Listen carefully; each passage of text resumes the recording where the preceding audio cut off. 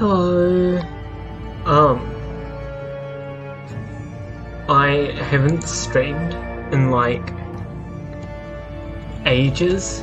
I think it's been about a week. Hi Lemon Man.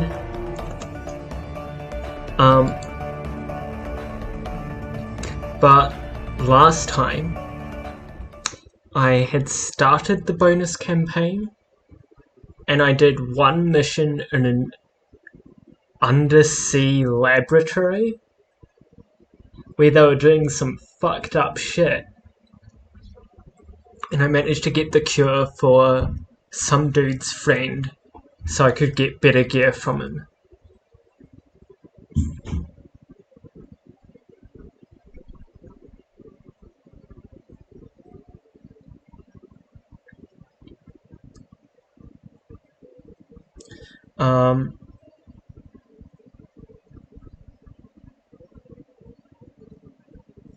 I'm going to assume from you referring to me by name that you know who I am, but I'm very sorry to say that I do not recognize the Lemon Man.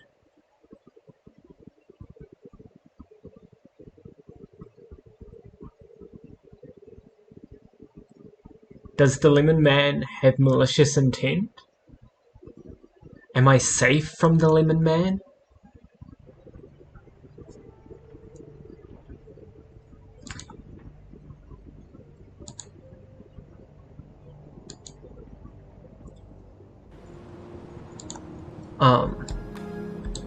If I remember correctly,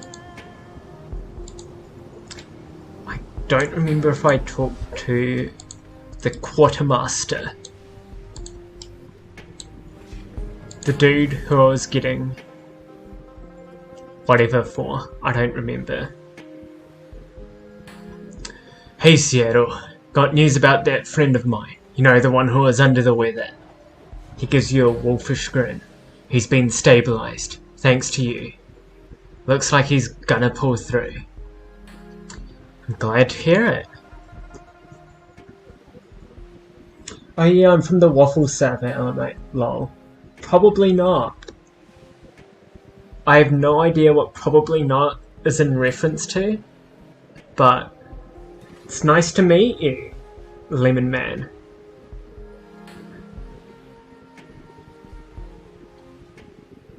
Oh, the Waffle server, yep. For a second I was like, I haven't eaten waffles in months. I don't remember being in a Waffle server. No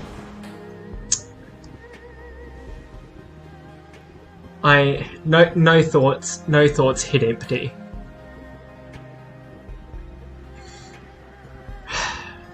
You should be glad. I haven't forgotten about our deal. He kicks one of the Duraplast crates with the side of his foot. You want something from my special stock? You just say the word. I'll get you all set up. Let's have a look. He's got smart link weapons, but that's not great for me because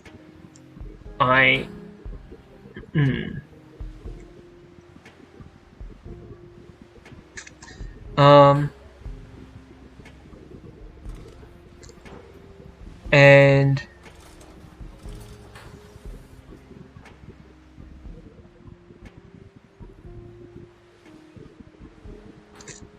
he's got some.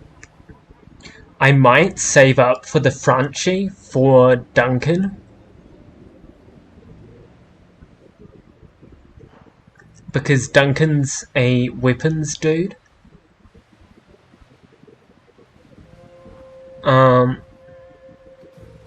But I can't use any of these because my character is a sorcerer. Anything else? No thanks. Later, dude. If you haven't tuned in before, Shadowrun is like a blend of fantasy, like elves, dwarves, magic, that kind of stuff, with cyberpunk and dystopian late-stage capitalism future. So, yeah.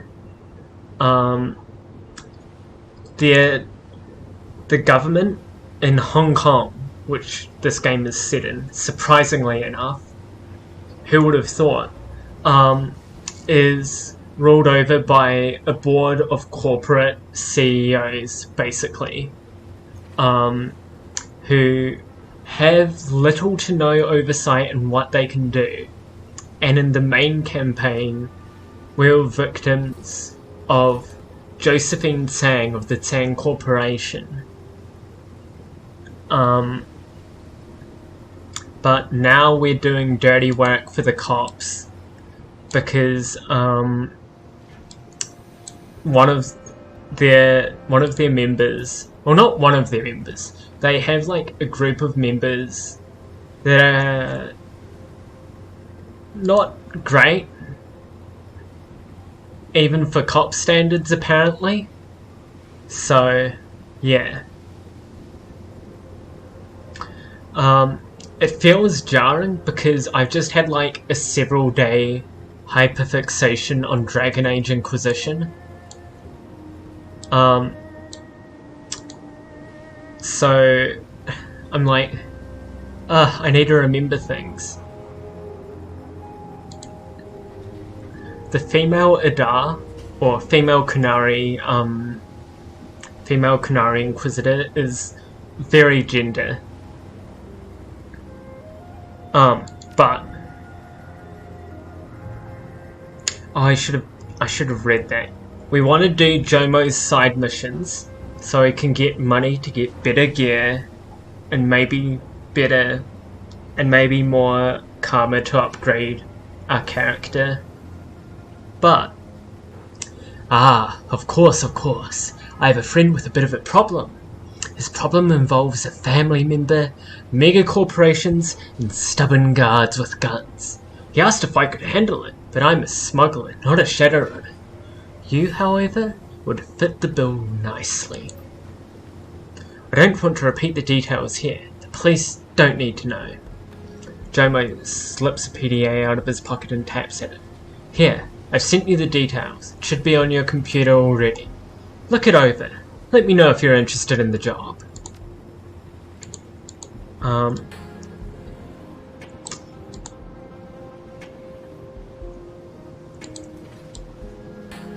I quite like Jomo's character.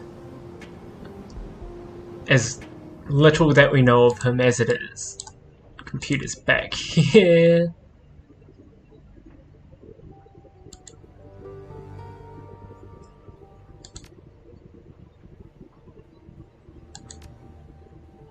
From Jomo. Oh, my friend. Here I am, emailing you about the rescue mission that I was made aware of. It's mega heist of epic proportions, a run on one of the most elite corporate residences and offices in all of the free enterprise zone. Ain't nobody pulled a heist like this in a long time. I'm getting excited already. With a big family like mine, you make a lot of friends. My second cousin on my stepmother's side dropped me a line last week because one of her friends, a man named Martin Lai, has a big problem. She figures maybe Jomo can help, because I have a lot of friends. Friends like you. So I say to my cousin, hey, I smuggle things, I'm no Shadowrunner. But I do know some runners that I could pitch this idea to. She says, fine. Tell them Martin will pay them a hell of a lot of new yen, but they'd better be really fantastic at this, because if Lillian dies, it's my ass. No problem, I tell her. So naturally I think of you. Martin Lai works for Yamatetsu. Yamatetsu and Fuji Industrial Electronics have been butting heads here in Hong Kong for a while, scrapping over who has more sway through the Executive Council. I'll make the long story short. Martin makes problems for Fuji, so Fuji kidnaps Martin's niece Lillian. They're holding Lillian Lai in a penthouse at their headquarters here in the FEZ, Econ Tower, Big black skyscraper in Central. Can't miss it. It's almost 4 in the morning. Gonna go commit minor arson. Minor arson? You gotta set your goals high. Let's do some major arson. Burn down the colonizer statue for me, please. It's a simple job, but probably not easy. Martin can't get his Yamatetsu soldiers inside Icon? I'm not sure which it's supposed to be. Without starting a corporate war, which is why he needs outside help. Someone deniable that no one will miss if they die horribly. You, my friend! He can loan us 2 advantages, though. A small helicopter, and a virus he's had planted in Icon's perimeter defense systems. My plan is this. We go in via the helipad on the roof, and have Martin's virus turn off the anti-air defenses. You and your team work fast. Excuse me. You and your team work fast. Get down to the penthouse and rescue Martin's niece. Rush your ass back to the roof, and we all fly out. From there, we meet up with a team of Yamatetsu-hired mercenaries who will act as a protection team and get Lillian back to Martin. Easy, huh? No? So what do you say? You want to break into one of the biggest corporate buildings in the city, steal a princess in a tower, and thumb your nose at a AAA megacorp? I sure as hell do. Be gay. Commit crimes. Fuck megacorporations.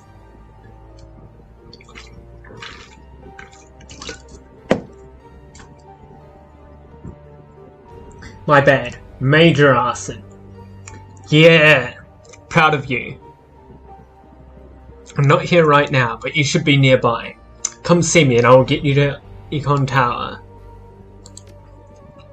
Right there. I'm gonna burn down the Statue of Liberty!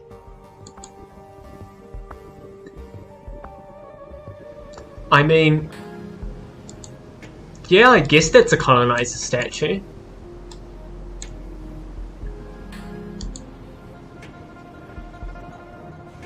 Set your sights high. I believe in you. Let's go solve your friend's family problem. Alright, so we always want a decker. Someone good with tech. Wait, no. Don't want Gaichu. I don't want Gaichu. Because he's a Japanese nationalist and that makes me uncomfortable. Rakta has a drone that's a little overpowered. And Duncan is reliable muscle.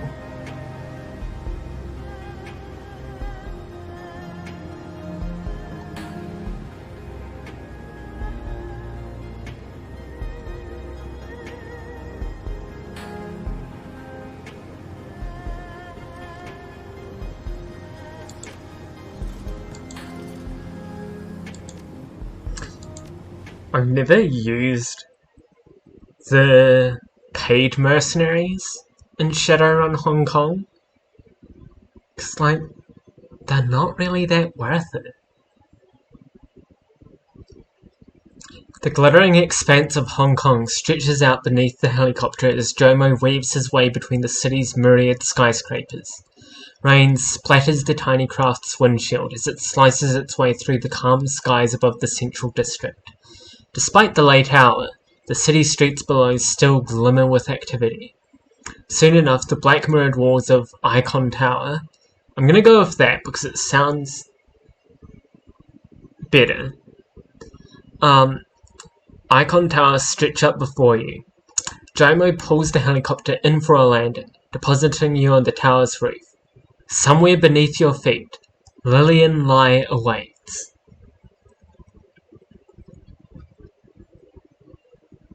And now we wait for the game to load.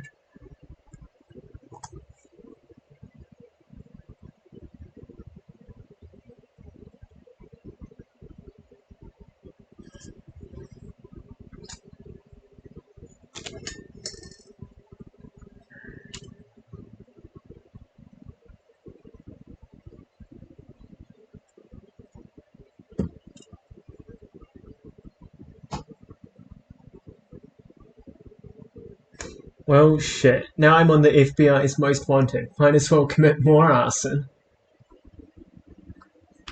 Arson!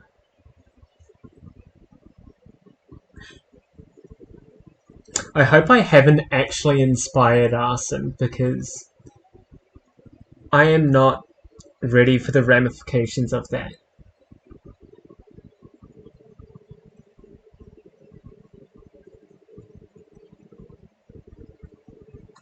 Oh, it's loaded.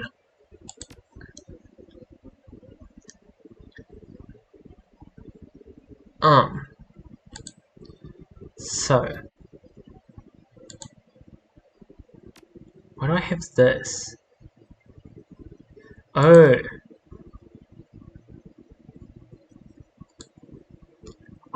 What? 14mm rocket rounds? I think these were supposed to go to Duncan, so that he's good at all ranges.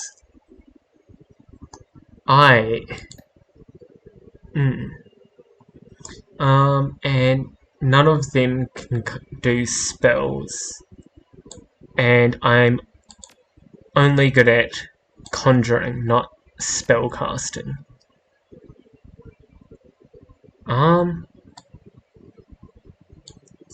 And apparently I have a shot grenade.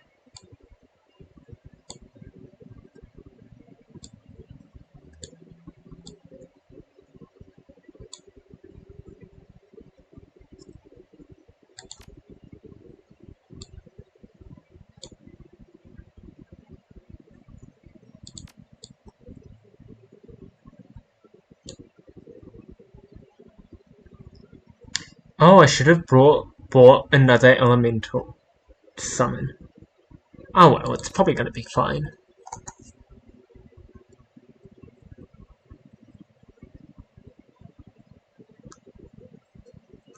My character is mostly good for using Acid Bolt and buffing party members. Oh, you didn't? Oh, that's good. If you're going to do a crime, don't get caught. I'm not endorsing crime. Just gonna put that out there, but like, don't get caught. Amid rain and the deafening roar of Jomo's rotor wash, you jump down onto Icon Tower's helipad. Red lights strobe softly on the myriad antennas and satellite dishes that dot the building's roof, and all of Hong Kong stretches out below you. As quickly as he brought the borrowed helicopter in, Jomo revs the engine and lifts away from the Fuji facility. Jomo's face appears on your PDA.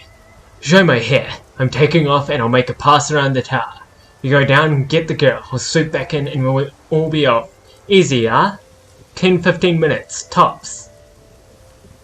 We'll make it fast. That's what Jomo likes to hear. Radio me when you get the girl, and I'll be back here faster than Uncle Carpool finishes his lunch. After that, we go and meet her protection team, make the handoff, and everyone gets drunk. Jomo would be such a fun guy to hang out with.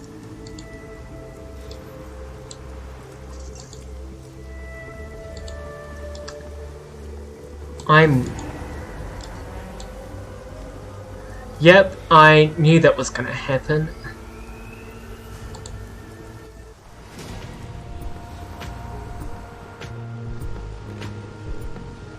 Ugh.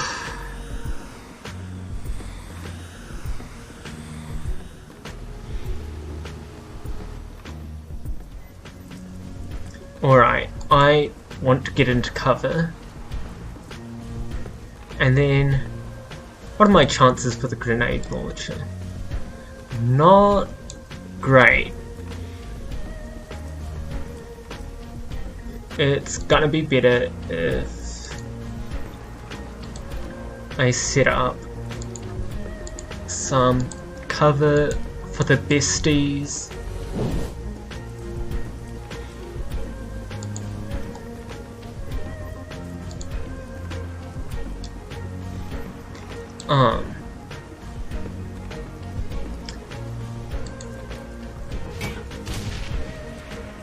I really do love Isabel.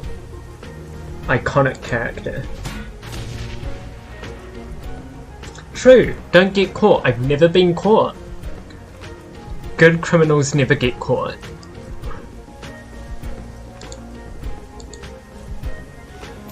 That, and also white men who rely on police incompetence.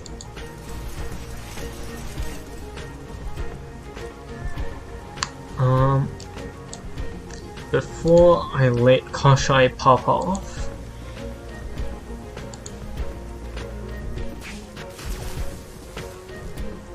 I'm gonna have Rakta come up and take cover, and Duncan. What's better, pistol or rifle?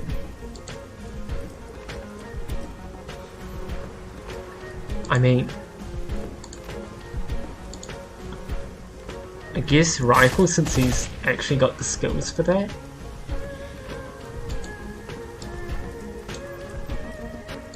Right. Wait.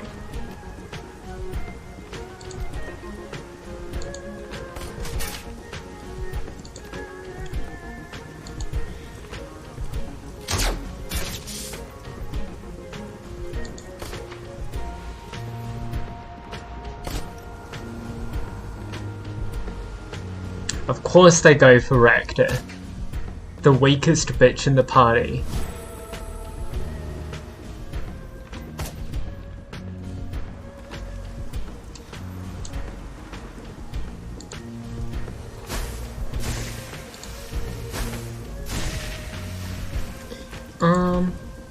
And let's give Duncan better aim.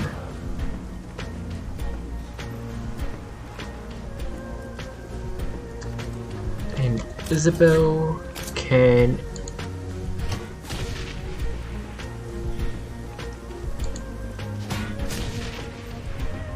That's the great thing about the grenade launcher. You don't have to be super accurate to do well.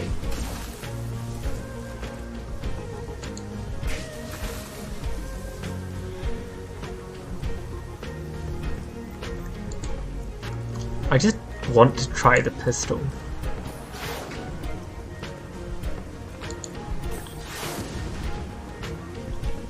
That's not great damage, and it's just not great. That pistol is a little bit of a letdown. Although, to be fair, Duncan is good with rifles. That's his whole thing. If you're gonna do crime, have a strategy. Exactly.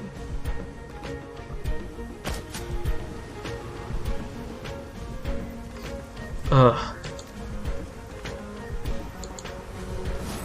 Guess I'll heal Rakta. Is anyone else wounded?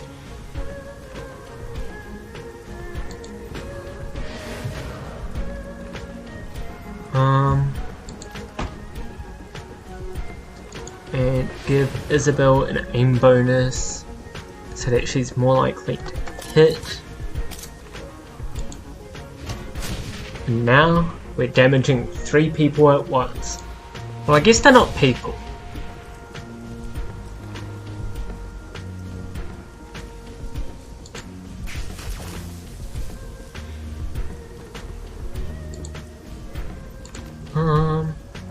Might as well take a shot.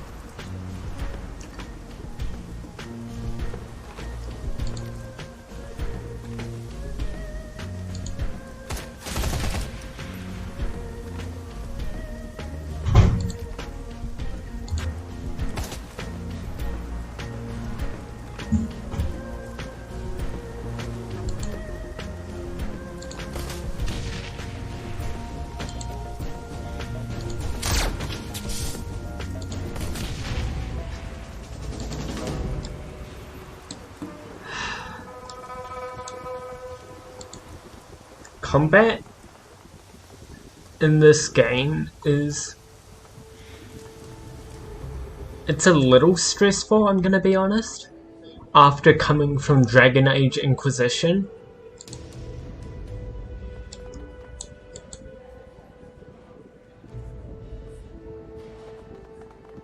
But, oh well. You see, criminals getting caught because they didn't think it through.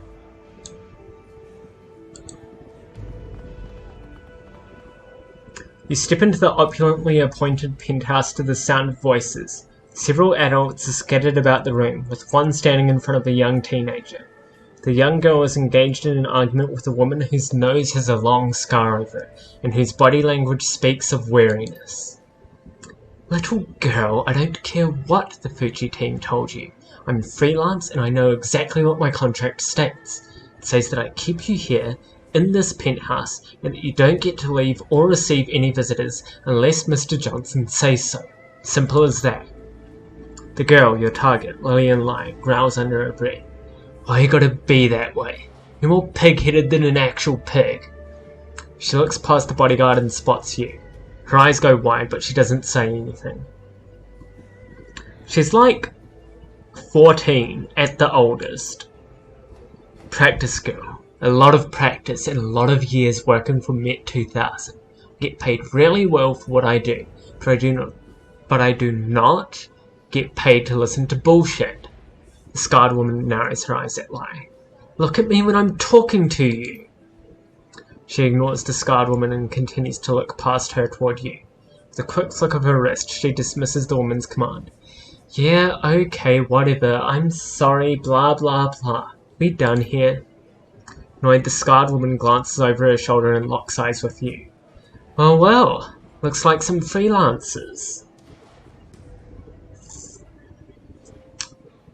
Why would a dignified merc like you be slumming it up with Fuji? A job's a job, right? Everybody's got bills to pay. She is pretty, though. The name's Connie. Insane Connie. Maybe you've heard of me. Should I have? I guess not. No matter. Looks like we've got a problem. You're a freelancer and so am I. I'm getting paid to guard this girl, and you must be getting paid to take her out of here. Asane clenches a fist and pops each knuckle independently. Seems like it'll be you against me. Wu grits his teeth and snorts. Lady, we've killed nastier stuff than you on our way to the subway. Asane folds her arms with a smirk. Come on, I'm a professional. You think I feel threatened by my own kind? We don't have to fight. Oh yeah? How do you figure? Asane crosses her arms over her chest, waiting. You're freelance. You might pose a threat to me. The goons at your back, though, they're just cannon fodder. Asane cocks her head, eyeballing you warily. She doesn't make any move to attack. Oh yeah? What makes you say that? Look at us. We're obviously prepared to kill anyone who gets in our way. We're expecting to. That, in turn, means that we're certain your Fuji friends will afford us no significant difficulty. To wit, we will kill all of them without breaking a sweat. Perhaps you aren't being paid enough to face us with so little backup. Huh. Asane purses her lips, eyes locked onto yours. I guess that's one way of looking at it. She nods suddenly. Yeah, okay. This job isn't make or break for me, and I don't particularly like Fuji to begin with. So I think that I'm gonna go get a sandwich or something. The Fuji security officers in the room make no move to leave, but exchange nervous glances with one another. Asane looks to the other Fuji guards in the room. Hey, if you guys want to stay here and bleed, be my guests. Personally, I only like earning money that I live to spend. She starts to walk toward the door. The rest of the officers quickly follow. Sweet! We didn't have to kill anyone. The girl watches the guards file out of the room and grabs her head in astonishment. Are you kidding me? You just talked them into leaving so you could walk me right on out of here. Nice. Very nice. You must be Lillian Lai. Lily. Call me Lily. Nobody calls me Lillian. Except for... nobody. So, what's the plan? Are you taking me all the way back to my uncle? Never been rescued from a corporate apartment suite before. Don't really know how this works. Yamatetsu's security will take you to him. I'm just getting you out of the building. This is like a nice building though. They have a grand piano.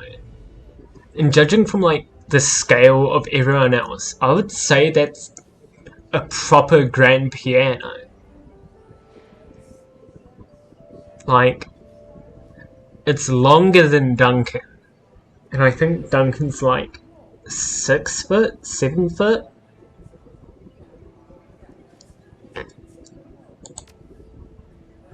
Okay, cool. Let's book it. I'm betting that Asane is calling him back up right now. I mean, probably. But I gotta at least have a look around, right?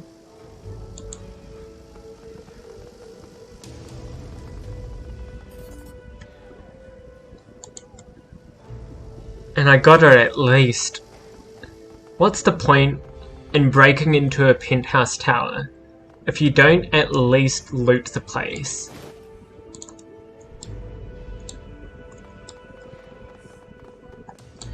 It's like staying in a hotel. You gotta take the fucking little soap things, because they're gonna throw them out after you leave anyway. Oh. I missed her dialogue. As you rush down the hallway, Jomo's image blinks to life on your PDA. His face has been painted neon by the reflected light of the cockpit, and the ambient drone of spinning rotors threatens to drown out his voice. Ah, bad news, my friend. Jomo cannot land on Icon Tower right now. Whatever it is that you've done, she seems to know it. Their anti-air missiles have come online. They tell me that I must leave or be shot down. Time for a new plan then. Get down to the street. But you may control the air around Icon, but the streets are for everyone. If you can find a nice open area, I will land the helicopter to pick you up. In the meantime, I'll call to change the meet location for the girl's pickup. I'll have to do it in front of Icon. Jomo won't risk being shot down with the girl on board. But you won't risk a corporate war by firing surface-to-air missiles into a public street. Maybe they'd try it if you're a high-ranking executive, but they won't stick their necks out over a teenage girl. They could still get trigger-happy with their soldiers, though. I hope that your uncle's protection team is well-trained, Miss Sly.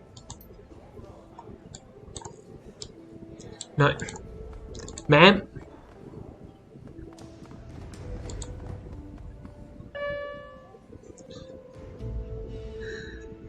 Lily tentatively steps from the elevator and glances up and down the hallway. She looks at you, her relief plain. Alright, the coast is clear. Wish we could ride that all the way to the ground floor, but this building's so big they've staggered the shafts. Keeps the rabble from getting up to the top floor from the shopping mall. We have to elevator hop to keep going down. As for this section of the building... She coughs and shoves her face into her elbow to stifle the following wheezes. A few seconds later, she lowers her arm, clears her throat. Excuse me. You okay? That didn't sound good. Lily waves a hand dismissively. It's nothing, just dust in my nose. As I was saying, I think that this level just contains a bunch of mixed rooms. Offices and meetings rooms, and maybe some management residences. She shrugs. Probably. Isabel looks toward Lily, surprised, then drops her gaze to the floor. That is an oddly specific remark. Are you for real right now? Or does your line of work just make you crazy paranoid? So, what's your point? The jerks who are holding me captive underestimated my ability to eavesdrop. I'm not stupid. I was trying to listen for ways that I could escape. I overheard them discussing all kinds of things about this building. Please. Let's just find an elevator that'll take us to the plaza level, okay? I remember the Joke Brigade bringing me through a shopping centre. It's a little blurry, but I think it should be near the ground floor. Then we can get out of here.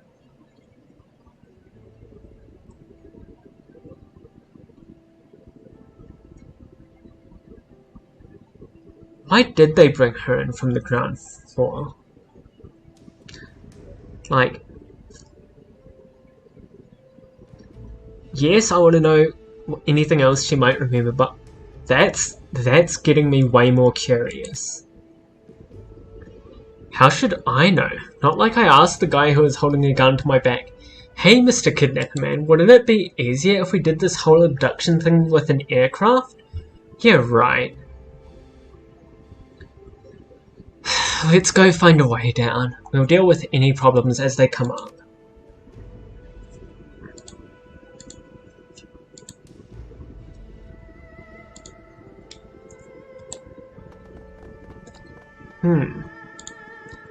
Let's avoid that way if we can. It's over here.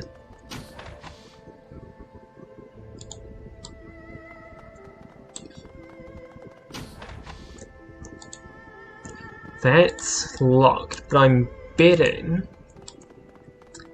that we can find a way to unlock it over here.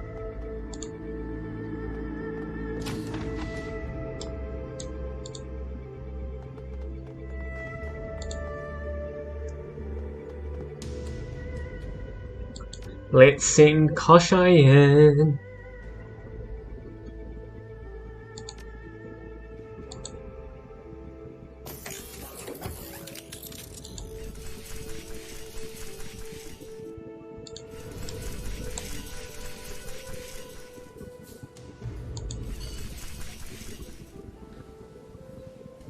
This gas range is a rarity in the age of microwave induction stoves.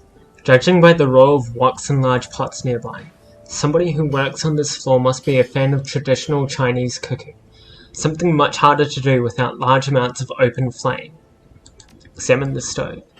The gas hose that connects to the back of the range looks loose. Strips of peeling duct tape form a tenuous seal between the hose and the oven. Let's fuck with it. With a sudden hiss, propane begins filling the room. It would be wise to leave the area before a stray spark causes an explosion.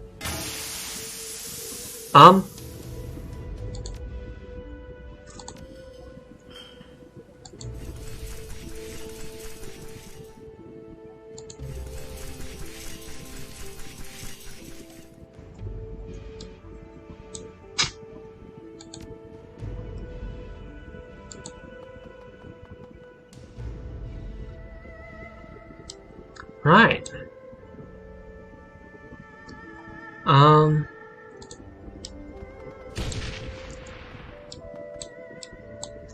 As the sound of the gas explosion fades, you hear the tromp of boots in the distance. Duncan glares over at you. Well, sounds like that got somebody's attention. Hopefully they'll be too busy investigating the fire to notice us. That was the plan, my brother.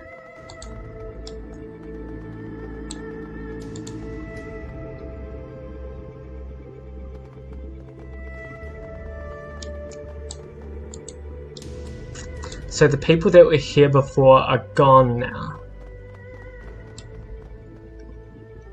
But not all of them. And I mean, we can try talking to them. I have a corporate background.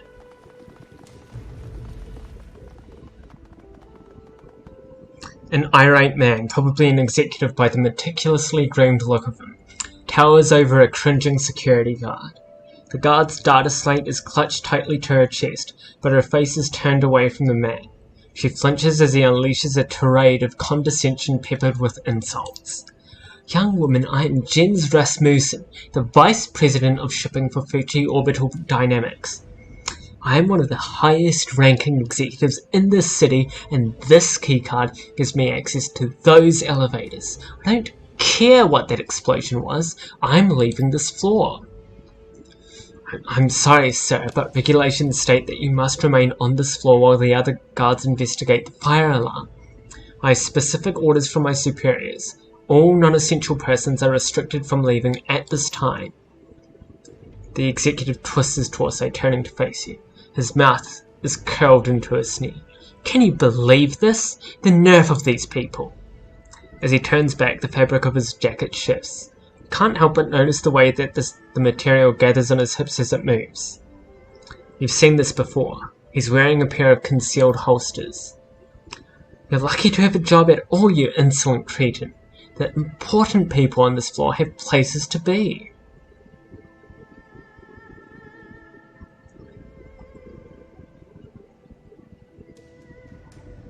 What's going on here?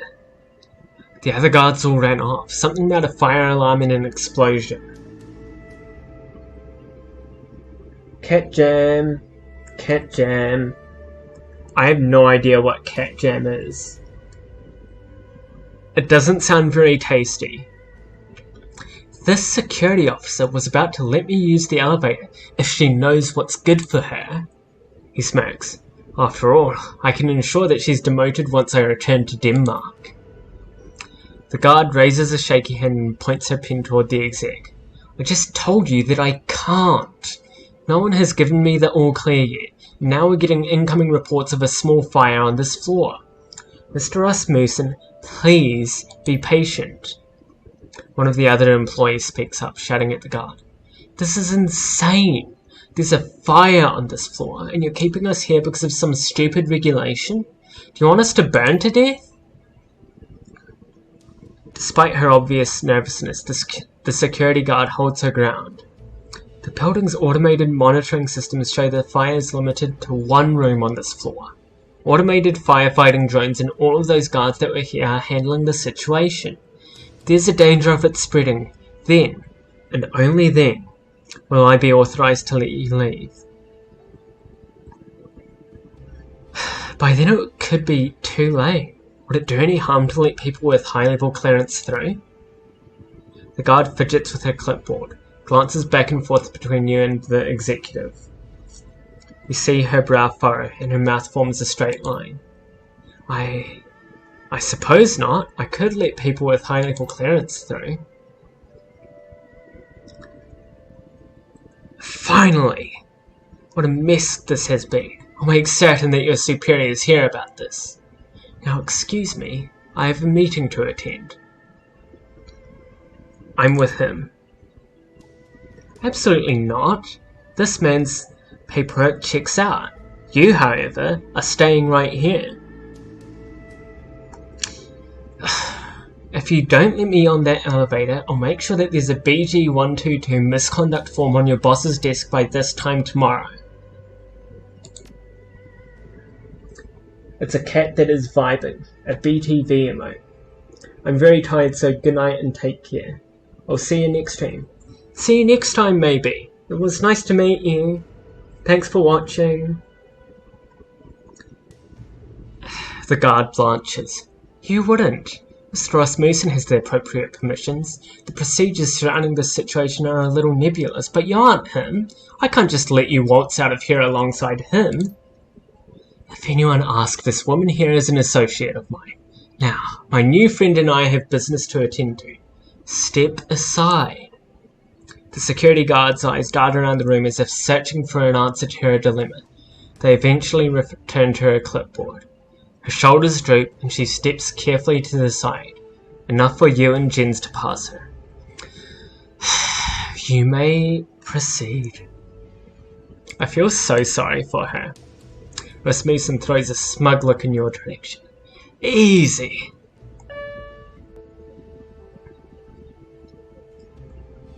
Lily lets out a breath with a small, satisfied noise.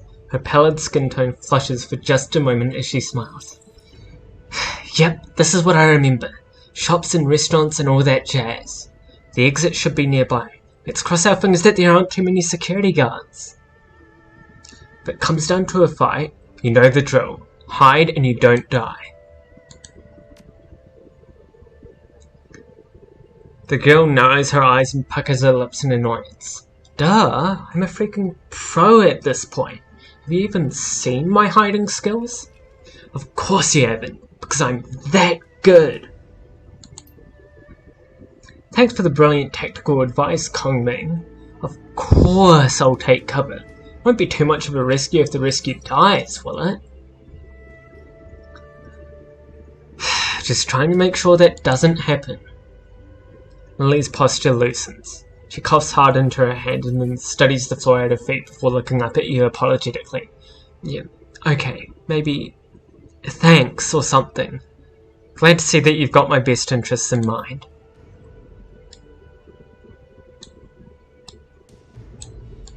What's over here?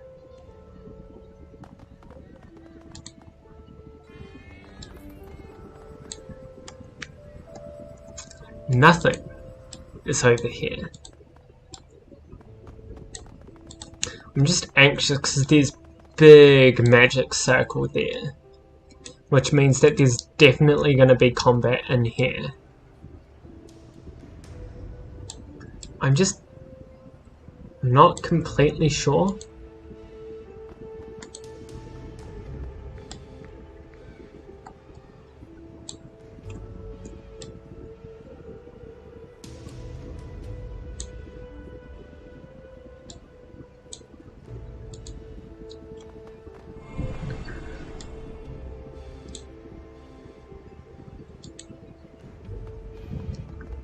Across the plaza, a number of guards are arrayed near the exit.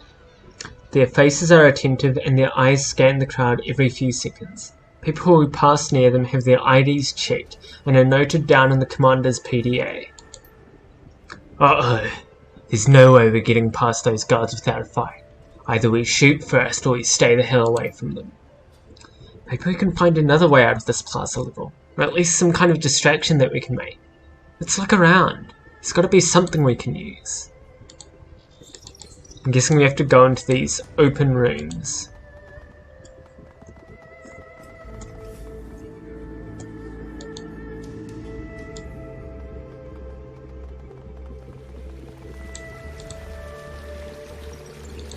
Danny Spanicki. Who the heckity heck is Danny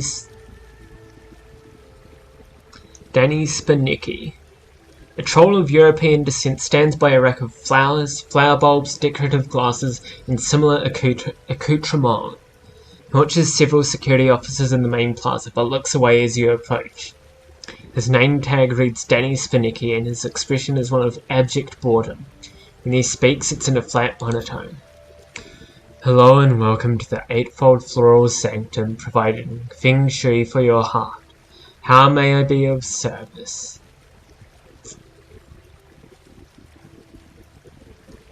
This is a flower shop? That's right, we provide bouquets, wreaths, funeral floral arrays, trellises, ikebana, cascades, nosegays, and assorted topiary. Services include consultation, arrangement, event planning, and hypoallergenic gene-spliced floral variants. Then he plows ahead, a deadpan voice never once betraying a hint of emotion. Remember, if you can dream it, we can create it. No job is too big, and no detail too small for the Eightfold Floral Sanctum. Remember us in happy times and sad, weddings and funerals, anniversaries and divorces. Feng Shui of the heart. This poor man. Spanicki, huh? So you're not a local? The troll sighs and nods, his eyes turning toward the floor. Yeah, that's right. I'm from Chicago. My brother's a big shop manager with Fiji, so when they moved him out here to Hong Kong, I thought I'd open a flower shop. You know, Japanese building, and they love ikebana. Sounds like you're not enjoying it very much. Danny cocks his head, looking genuinely confused. What? No, I love this place. The people are so polite, everything's orderly, and has a routine, and business is great. You wouldn't believe the number of people who want floral arrangements in Hong Kong. Oh wait, you must mean my voice. It's just the way I talk. I'm sorry if it puts you off, but it's really a lovely building and a lovely city. How did you get into flowers? It just sort of happened. You know how it is. One thing leads to another, and sooner or later you find yourself in a foreign country selling flowers to corporate executives who wouldn't give you the time of day if you're in their home country. You know, because you're a troll. I goblinized, and my brother didn't. So the non-Japanese branches of Fuji are okay with him being an executive. My mum always seems to think that I resent him for it. But why would I? He's making all that money in a big boring office, and I get to be down here, interacting with customers. Isn't that great? This would be a fun guy to voice, simply because, like, he sounds depressed, but he's not. If you like, I'm here to listen. What's with the guards? They're not letting anyone out of the building unless they have executive clearance. Something about a security situation. Not my business. Is there some other way out? Danny nods toward Lily. She's tired and needs a nap, doesn't she? Children get so tired when you spend all day shopping. She must be getting irritable.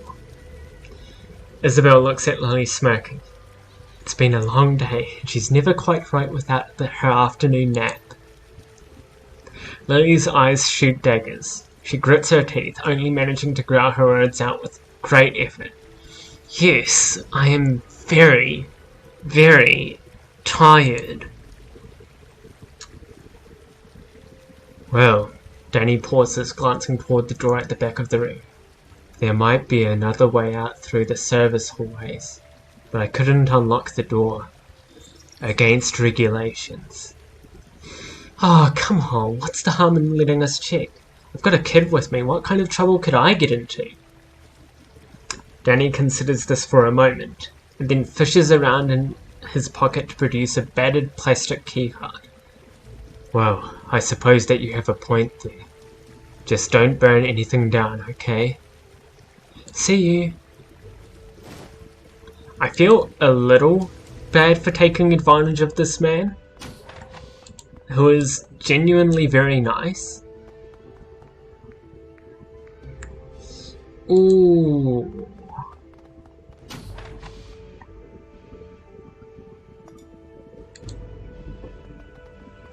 Will these guys turn hostile? The break room is redolent with the smell of instant coffee, prepackaged steam buns, and stale cigarette smoke. A trio of retail workers are in residence. Two have their eyes glued to a Cantonese language variety show, and the third is fiddling with a dental electric tea kettle. As you enter, the tea kettle tinkerer glances back at you.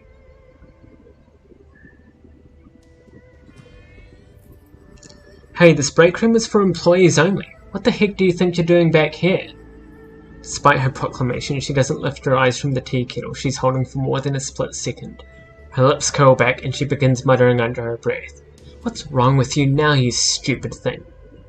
Mind if I take a look? Might be able to fix whatever's wrong. The employee blinks a few times, taken aback at the offer. After a moment, she tosses you the kettle. Here, knock yourself out. You help me get my tea, I don't care if you hang out in here. Prying off the bottom of the tea kettle's heating element, you quickly isolate the problem. The heat regulation dial has become unhooked from the power supply, rendering the kettle inert. A few quick twists of wires later and you've reconnected the power. Replacing the bottom, you toss the kettle back. The employee cautiously fills the tea kettle and places it back on its base. Within seconds, the thing is bubbling away in front of her and she nods in satisfaction. She doesn't even turn back around. If anyone asks, you are never here. Just don't break anything, okay? Would you please be quiet? I'm trying to watch Maid Sing's segment and I can't hear with all your chattering. For a moment she looks like she's about to say something cutting to the man watching the trade. Instead she bites her lower lip and turns back to her newly functioning tea kettle. All the while, the manager remains engrossed in his TRID program. The manager doesn't bother looking back toward you, his eyes remaining glued to the TRID. If he cares that you're in here, he certainly isn't showing it. Thank you.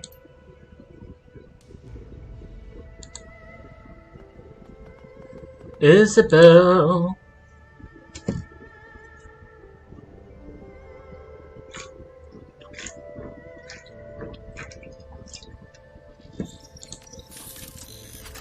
It's always good to have a Decker on the team.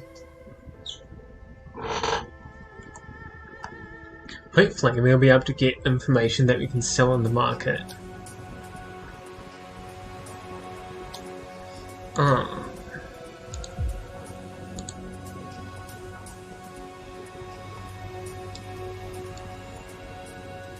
Oh, this is an interesting setup.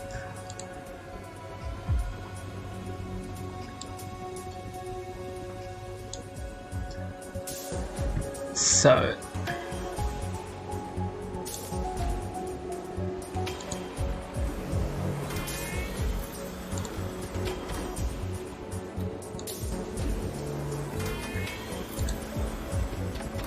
I'm not sure if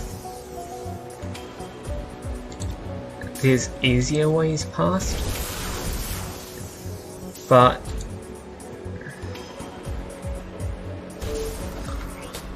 I felt like my best option there is to get a little bit of trace, but an easier way to sneak past.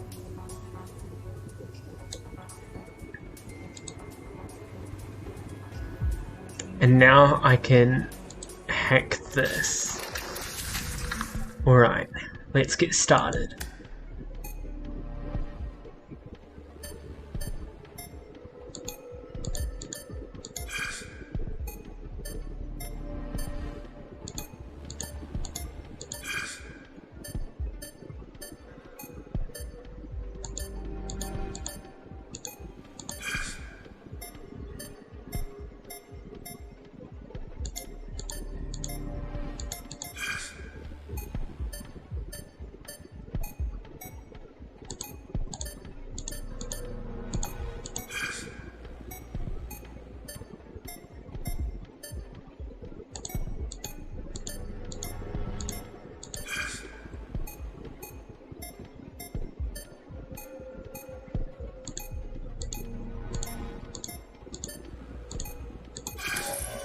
Right, so M, W, Q, W.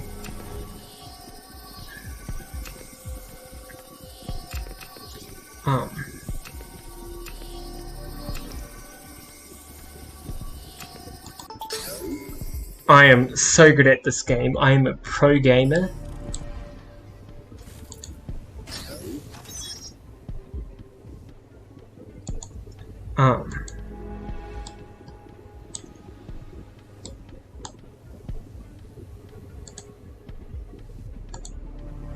Now I have information about automated package delivery system.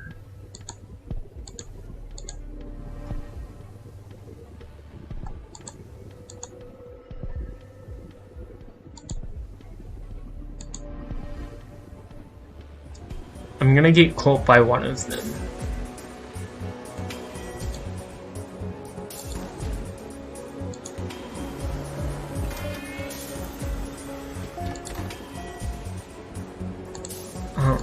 And then if I give the assassin the program and then move out of the way, then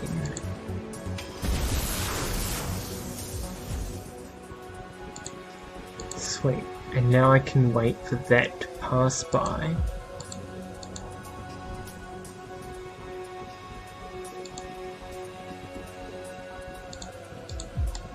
And I can come over here.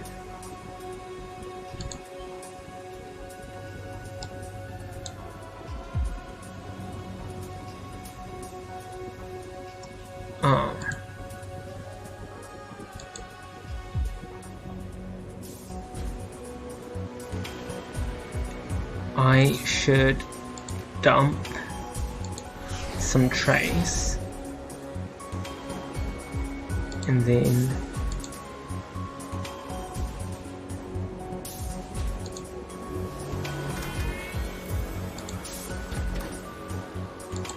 get rid of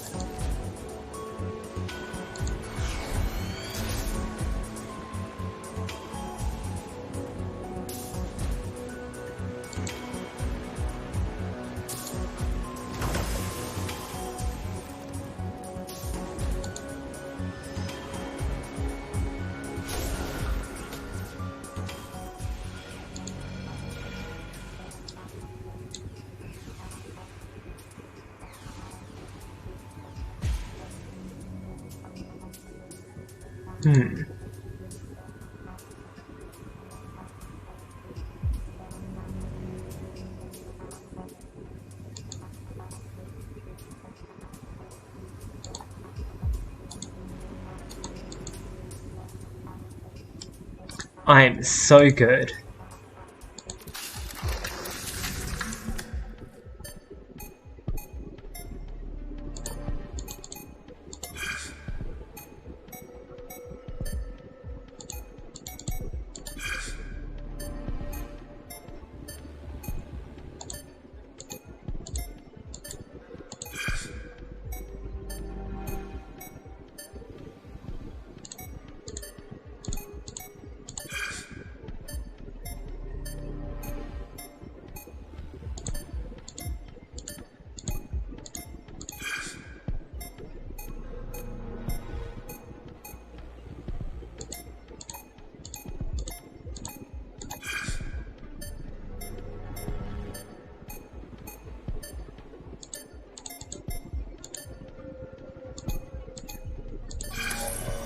Alright.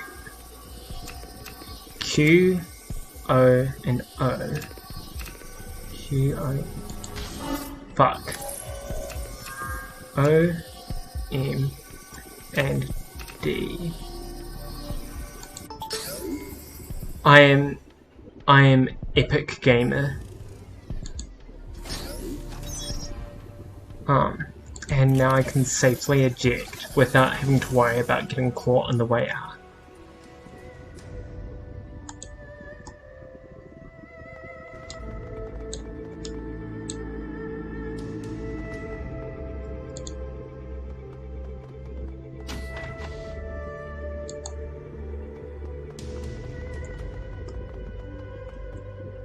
I mean, a free elemental? Sure.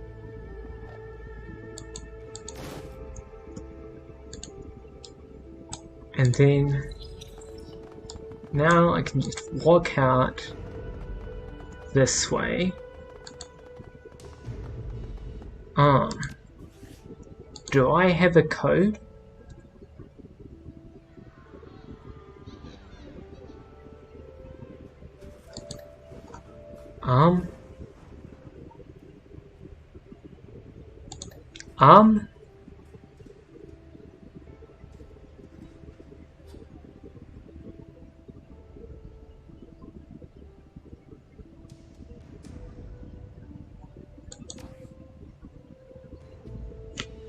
I feel like I should have gotten that from my 2 data drops in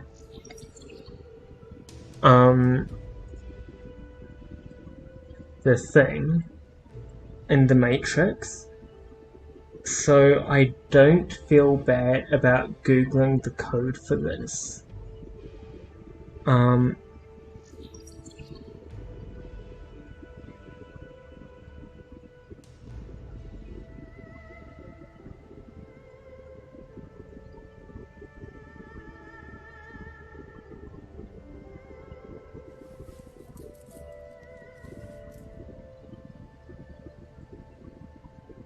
Okay, so looking at the wiki,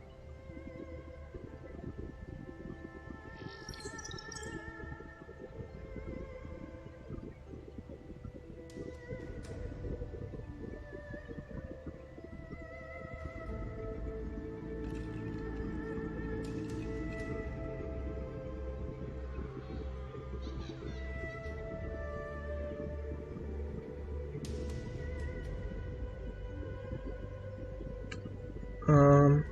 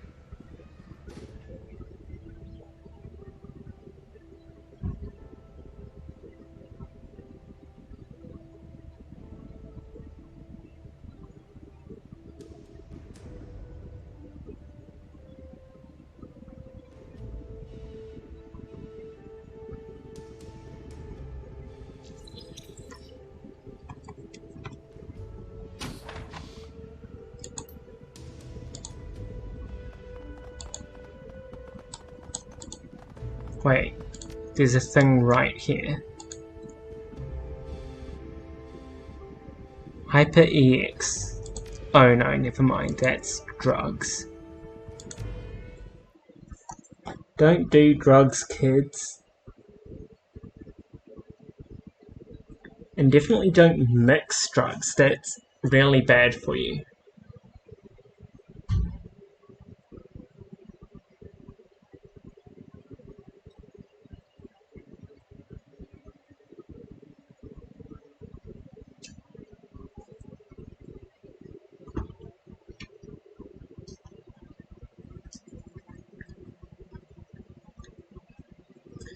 You lead Lily and Lai out of Icon Tower, taking care to ensure that the public street in front of you is clear of guards. Central Hong Kong is surprisingly quiet. There is very little foot traffic at this hour, and only the occasional delivery van rolls by on the street in front of you. Time to make contact with the mercenaries working for Yamatetsu, and hopefully get clear of the Fuji forces behind you.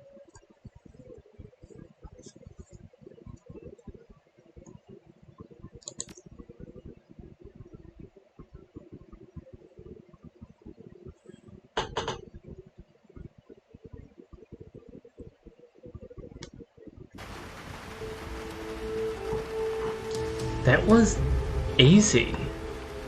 I'll do the dramatic thing where I look at you and all suspiciously and say, too easy. But let's be honest, this is real life. And sometimes, real life gives you freebies. We're close now, almost free from the stupid tower. I think that we've made a good impression so far, don't you? Yeah, that ought to teach Fuji not to fuck with me. Crap, please don't tell my uncle I said that. Please, I'd never hear the end of it. She cannot be older than 14.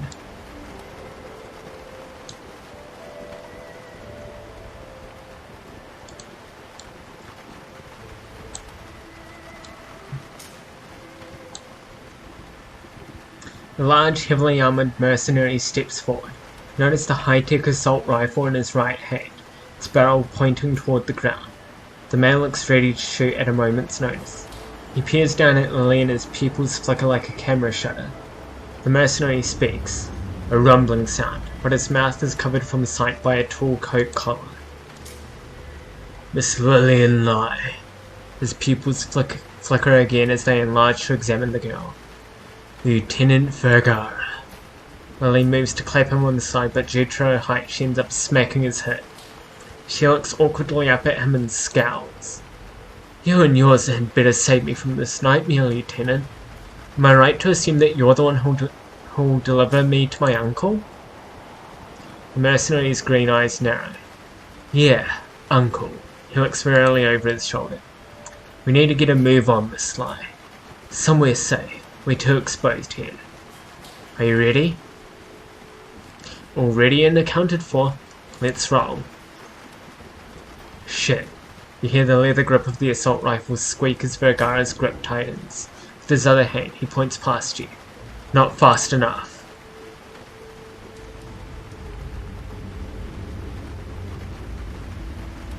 An exceptionally calm elf strides to the front of the security forces. He's slight in build compared to the guards around him, but has an awareness about him that suggests the quick reflexes of a skilled adept. His voice is quiet, languid. It seems to command the attention of those listening. That will be far enough. I am Captain Huang. My men and I are here to retrieve what you've stolen from us. A sane Konya steps next to him, a half-eaten sub sandwich in one of her hands. Hey, kinda surprised you managed to get out of the building. Asane tilts the sub toward you with a nod. She begins talking, but her words are difficult to make out, in no small part due to the sandwich stuffed inside her mouth. Yeah, lunch. Sorry for calling in the cavalry, but you know how it is. I'm still on the clock. Captain Huang's hand flies up and swats the sandwich from Asane's grasp. It hits the ground with a muffled splat, marinara sauce puddling on the ground around. Asane stares at the sub, her mouth frozen mid-chew, hand now clutching air. Huang gives her a smile, but his eyes remain hard. Like you said, on the clock. Vergara steps forward. This is a public street. Last I checked, Fuchi doesn't hold any territory rights to Queensway. Do you really want to start a fight out here? I accidentally skipped the dialogue because apparently I clicked for too long. You're calling us kidnappers. Fuchi took Lily first. Hell, we found her locked up inside a room here, in a Fuchi building. Ah, is that what you were told? Then I understand your confusion. You see, Miss Lane is not from Yamatetsu. Rather, she's under the employ of Fuchi, and a company executive no less. Vice President of her division. Fuchi must be pretty disparate if they've resorted to hiring tweens. Gotta agree there. There's some sort of program for school credit or something? Don't let this suit get to you. No, he's not lying, but he's also leaving out important details. Lillian isn't a child. She's a woman turned child. The lieutenant points an accusing finger at Huang. By Fuchi. You're going to have to explain that to me. I don't follow you. The corporation offered Lillian a series of leonization treatments. You may have heard of the process. It's a complex method of rejuvenating a subject and returning them to the health and fitness of a much younger person. Sort of a fountain of youth, if you will. But what these dogs didn't tell her is that she was the guinea pig for a new, experimental leonization procedure. They fucked up. Look at her. The experiment made her too young. It damaged her genetic makeup. And now, I'm dying. Lily's voice is suddenly quiet and serious. Not only do I look like a teenager, the treatment gave me a host of autoimmune disorders. Lily's small figure steps out from behind Vergara. She raises her hands in a loose shrug. So what's a girl to do? Fuchi Medical Services are no help. Said they can't cure me. But Yamatetsu here can. Truth is, Seattle, that Fuchi locked me up inside my own goddamn penthouse. Didn't want their botched experiment getting out. A rage seizes her body and Lily whips her head toward Huang. But to hell with that! I want to live! I didn't spend my life in servitude to Fuchi to end in unbirth. Lily doubles over, her hands clutching her knees to stay upright as a deep cough racks her body. The anger fades from her face, which turns a gentle pink from the strain of coughing. She looks at you, her eyes tight, and speaks through intermittent coughs. You're not rescuing me. You're extracting me. But the mission remains the same. I need to be taken to a safe place. I need to be delivered to Yamatetsu. Leave it to me. Before you make any rash decisions, Shadowrunner, I must tell you that you're still being deceived. Fuchi can save her. However, Miss Sly has been fed misinformation by Yamatetsu. Lieutenant Vergara's knuckles whiten as his fists clench tight. His stare is venomous. More Fuchi lies. True. I purposely withheld details before, but only to prevent this situation from getting too bogged down with irrelevancies. Though it seems that I now have no choice. Lillian, Yamatetsu is not here to save you. They're here to acquire you, dissect you, learn what processes Fuchi used to make you what you are today, and steal that knowledge for themselves. We have proof of this. Our communications engineers have been tapping these Yamatetsu soldiers' comlinks. Their orders are quite clear. Are you seriously going to believe this man after what Fuchi did to you? He's just biding his time. Probably has backup reinforcements on the way here now. We need to move. Now. This lie. Should you leave with this crew, you'll be walking to your death. We have undeniable proof of Yamatetsu's motives behind this extraction. I'll gladly share our records of this with you. You deserve to know. Fuchi can help you, Miss Lai. Perhaps even reverse the process. We can't guarantee that you'll recover completely, but perhaps a little. And at the very least you'll be alive. Think about it. Alive, we can reinstate some of your privileges. Give you some freedom back. You could live functionally again under Fuchi's care. You're valuable to us, Luke. We would not kill you like Yamatetsu would. You can't be sure that their so-called proof is real. You wouldn't even find out until you're back in their position, and by then it would be too late. Come with us. Yamatetsu wants to help you, Lily. We'd use all of our resources to figure out what they've done to you and keep you alive. With what we learn from you, we could even go on to perfect this kind of leonization. And we can use that technology to surpass them in biological sciences.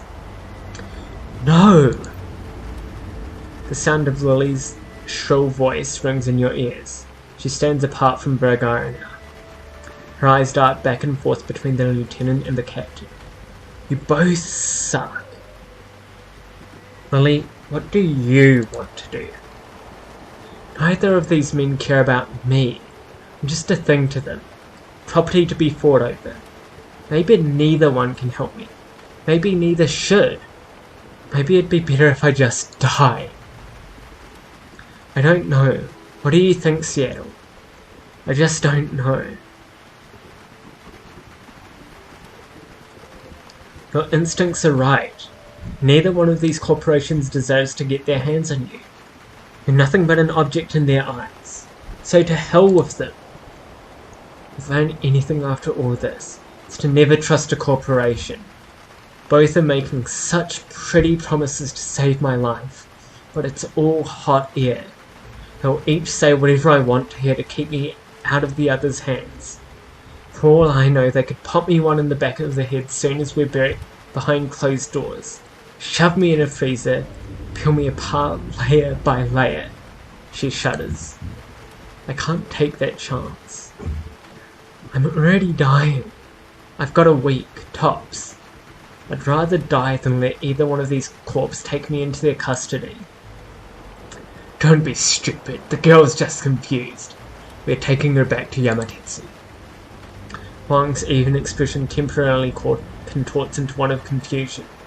A moment later, it washes away into a simple frown. Miss Lai, my direct orders are to retrieve you on behalf of Fuchi, by force if necessary. Just try it. Hey, Asane, I've got a file I think you'll want to see. Asane distractedly tugs on her halfway rolled up sleeves. Yeah? What's in it? A dossier with plans to blackmail you into Fuchi exclusive work that ends in a suicide mission. She balks and her eyes bore into you. You've got her attention now.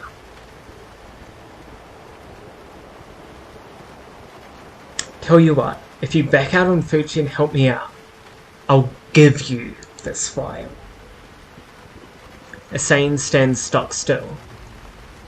She continues to stare at you as if evaluating whether or not you can be trusted. After a brief moment, her shoulders relax. Alright, I'm in. No one plays me like that. And even if that file is full of nothing but old coupons and grocery receipts, I've got a bone to pick with Fuji. She cracks her knuckles. Those assholes made me drop my sandwich. Alright, let's do this. Fuck yeah. So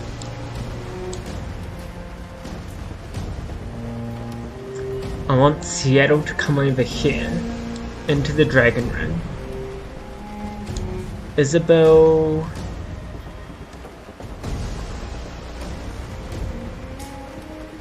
is going to take cover and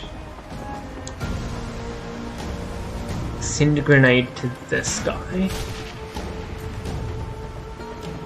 2 grenades actually.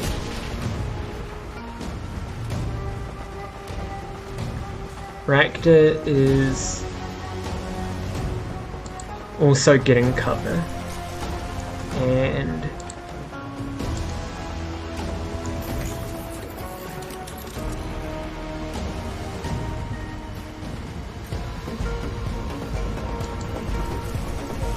Koshai can start working on these guys over here.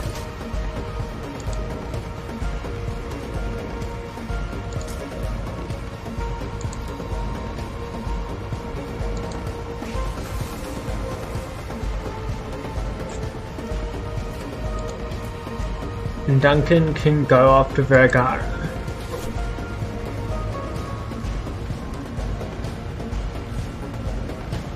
Hold on. If I... Oh, no. I need to... Can I...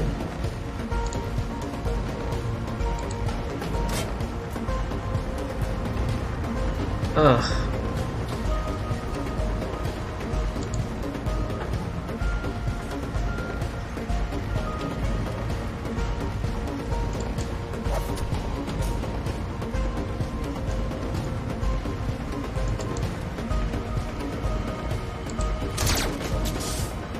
Damn.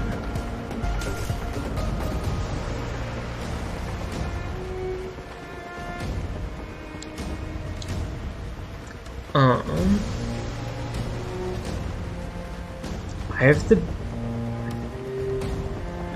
I should grant cover to Rakta and Koshai.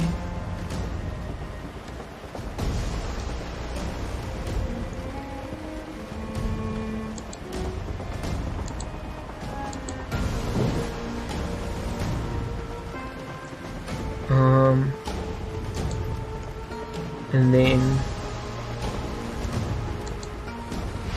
take away their armor so that when Isabel sends in grenades, it does more damage.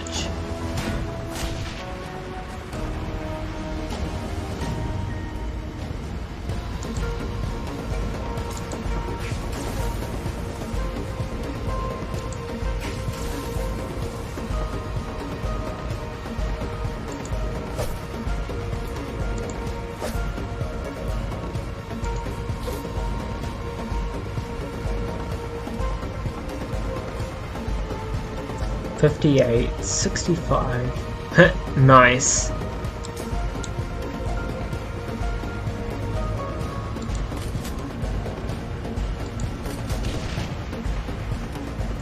And that took out fucking the drone too. Oh shit, there's a grenadier over here.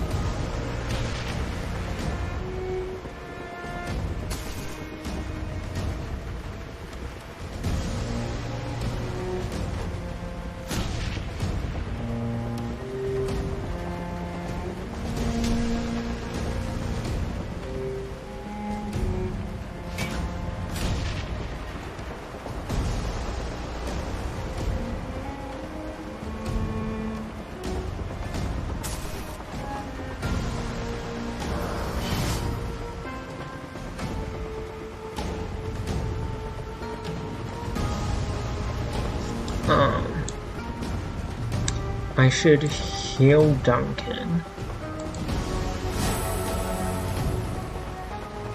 And give him some extra armor. Since he's not in cover. And you know what? Might as well buff his aim too.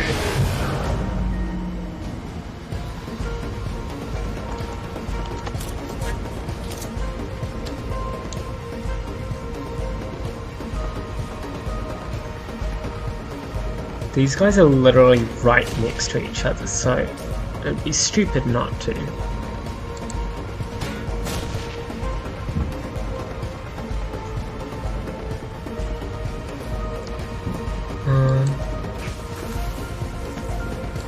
Give Ractor that, and then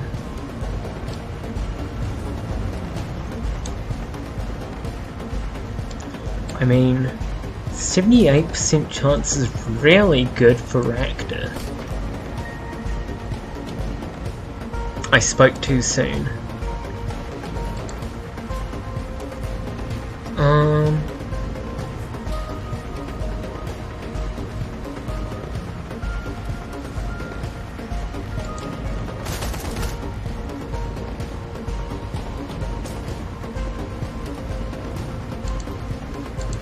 Hold on. I can... Yeah.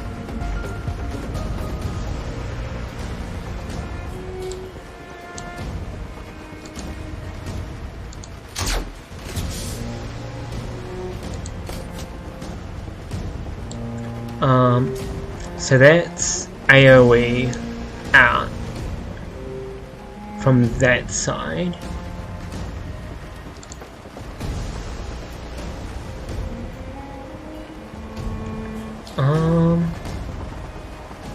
And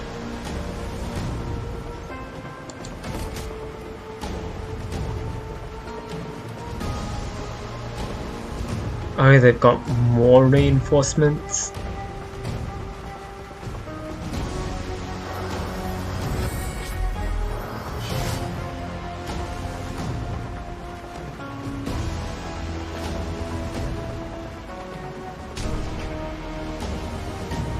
At least the two enemy factions are fighting amongst themselves as well.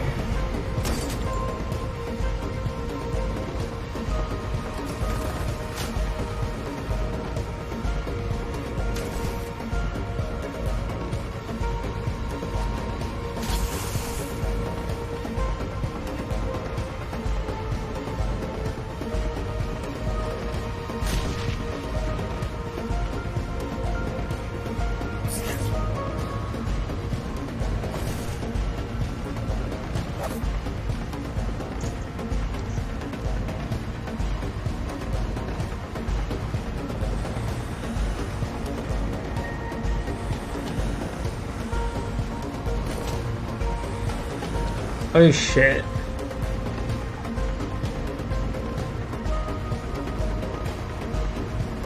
I don't think I have any method of reviving myself.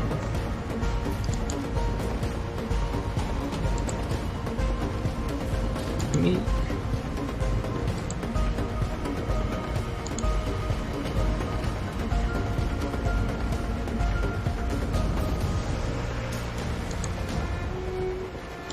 Fuck. And I can't stabilize myself.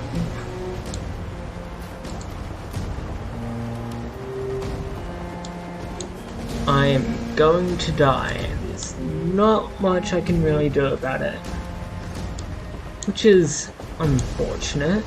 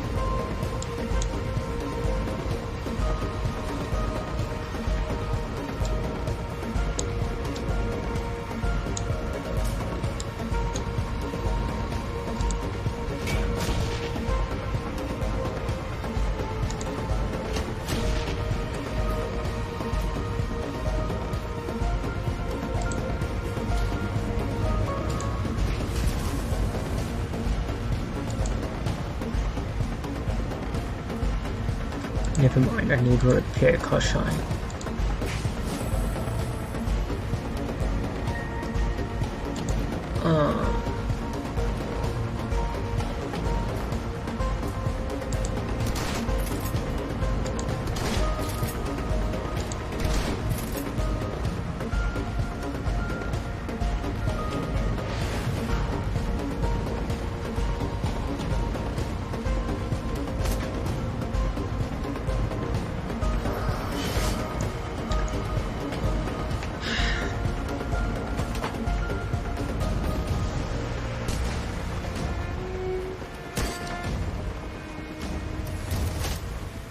I relied too much on the Dragon Ring, in hindsight.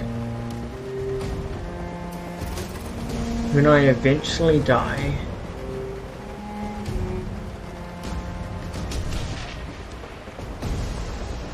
I will still say fuck corporations,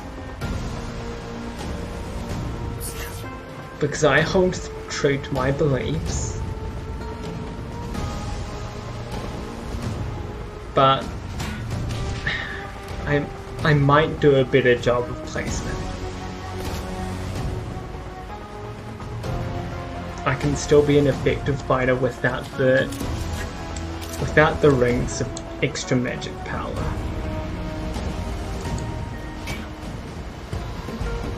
Oh no.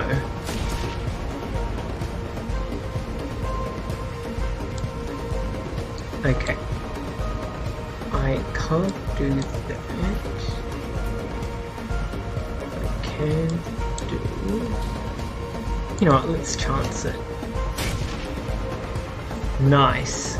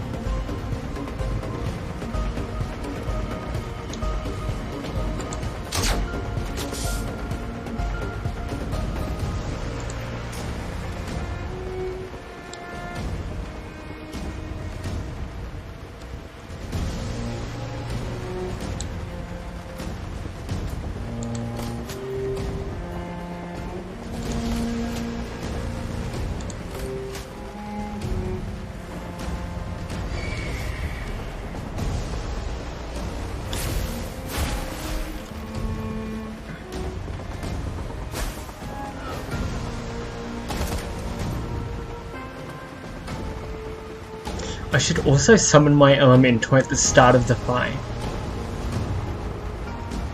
Like, I forget. I genuinely forget how much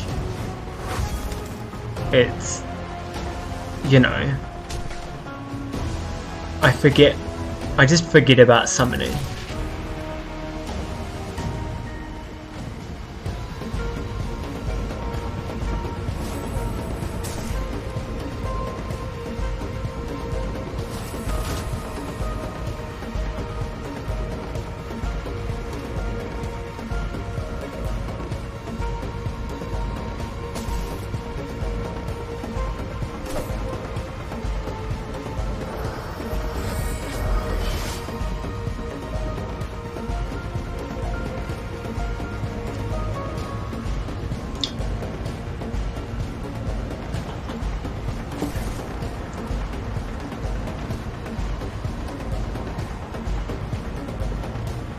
Right then.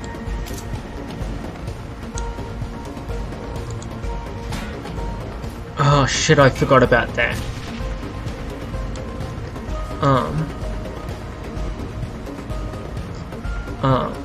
Why do they have a 0%? Okay, thanks for rubbing it in, I guess.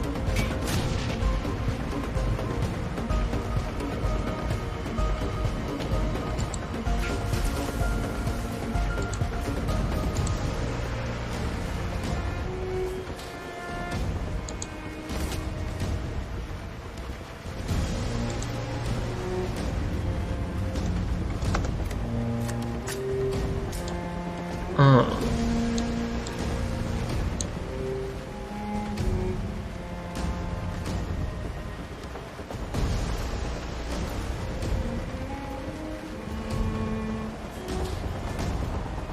Oh right, I've taken AP damage. So...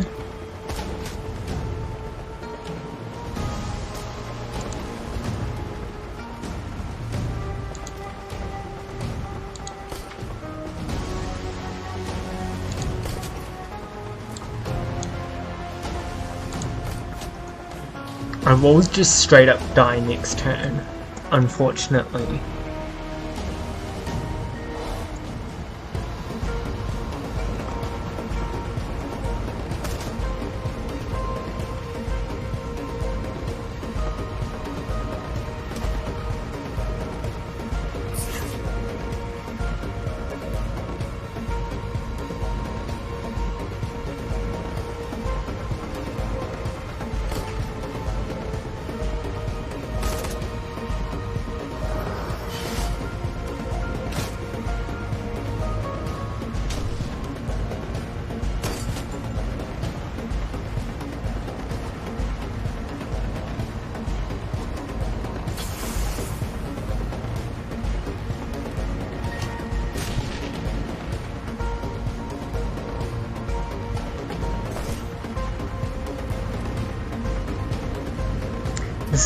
I feel like this is very much a manageable fight with smart placement and also the help of Isan.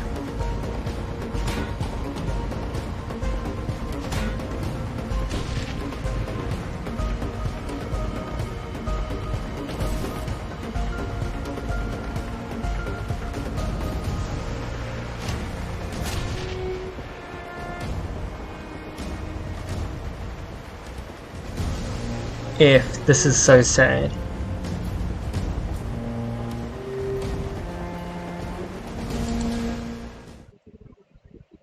When was the last save?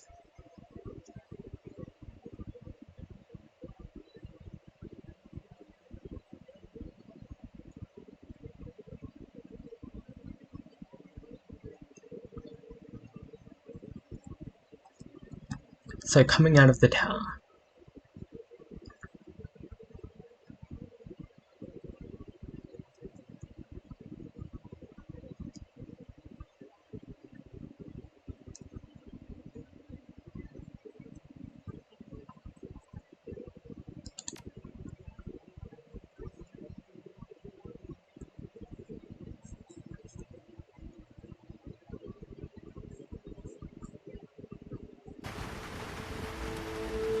Alright, so I'm going to just skip over dialogue because we've heard it all.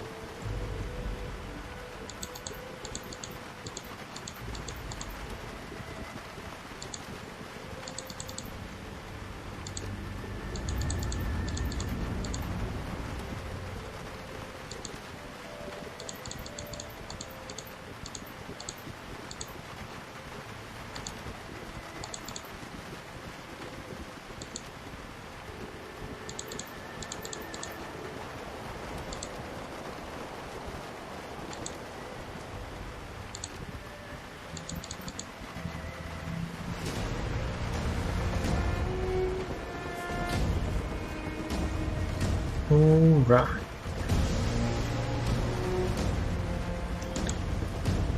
So come here. And then...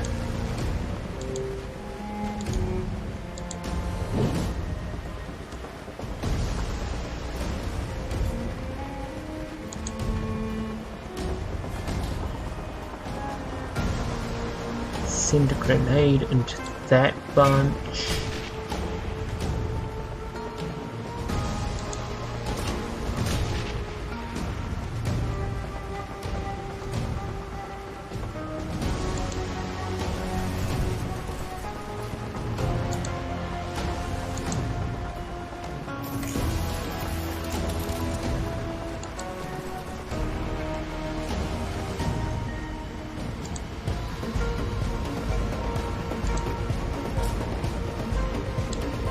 What's our best chances of the Grenadier? Grenadier? I don't know how to pronounce that word.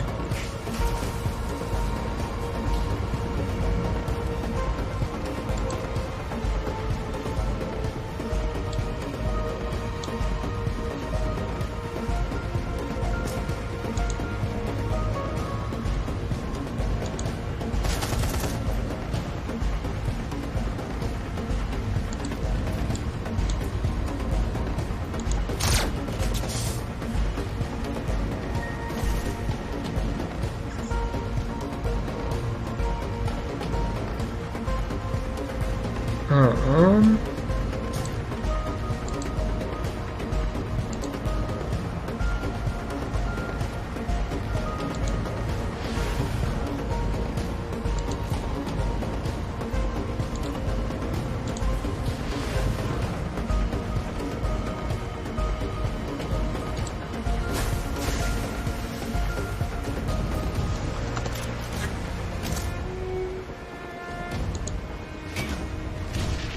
Whoops.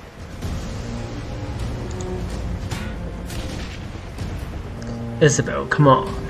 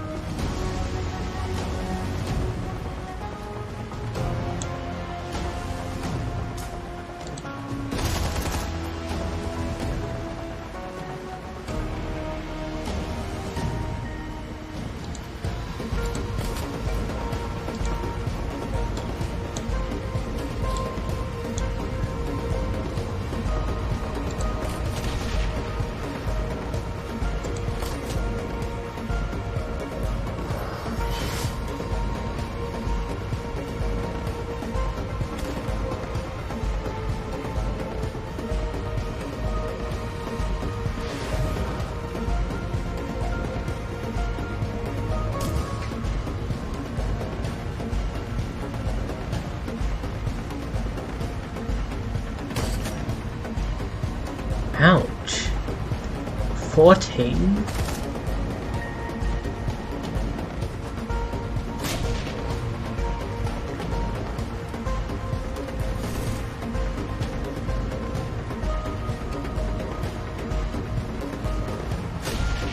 Ow. Sir? Are you aware that you are being homophobic?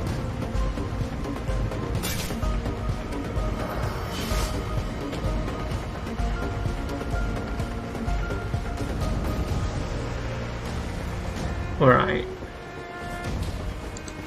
Need to heal myself.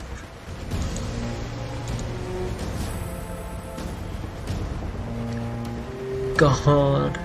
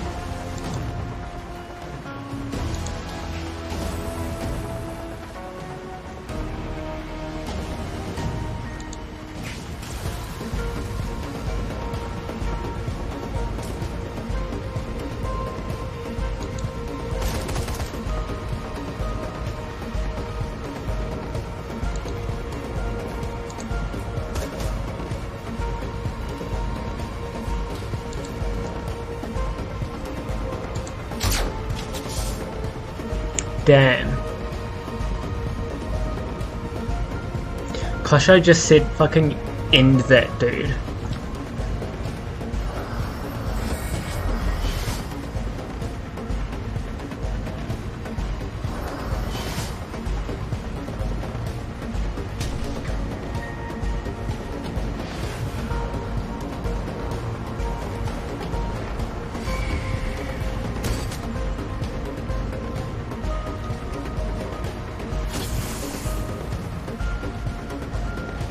Uh-oh.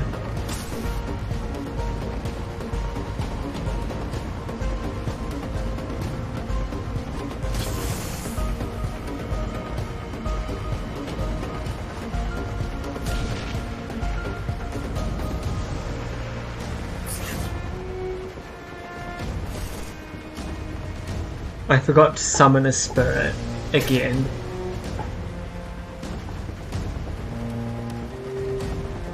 I really should have packed at least one trauma kit, but now I'm dead.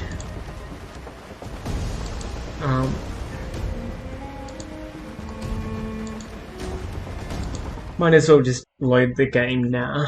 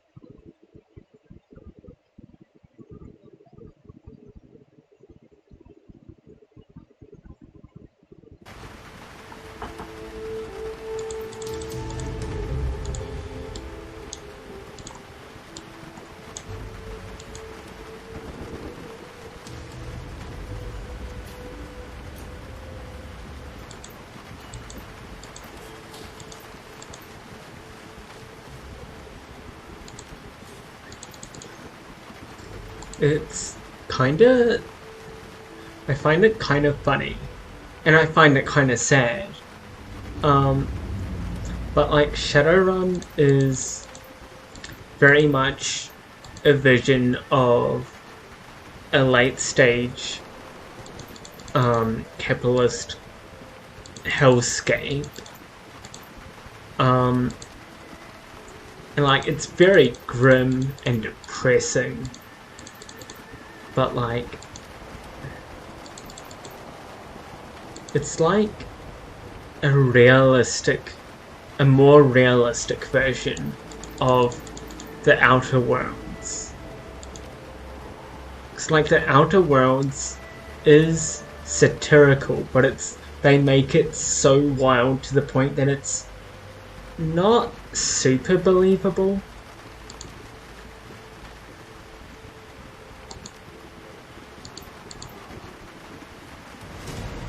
Like, and they very clearly put humor into it in fucking Outer Worlds. But here it's just like everything is fucked up, and it's because capitalism.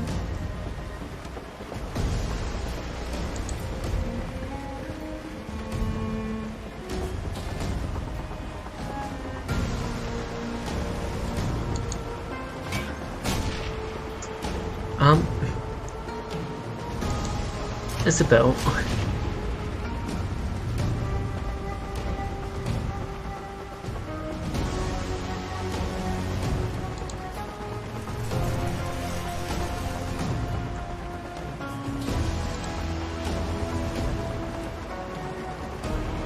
Alright, I'd have to connect Koshai first.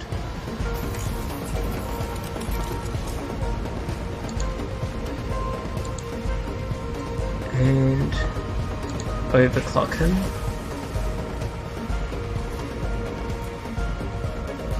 And Duncan can come over here and just... So anyway, I started blasting.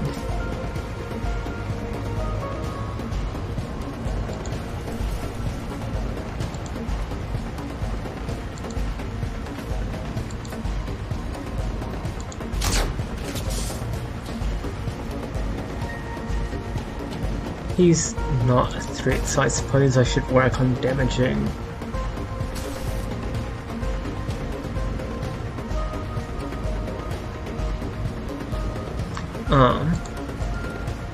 So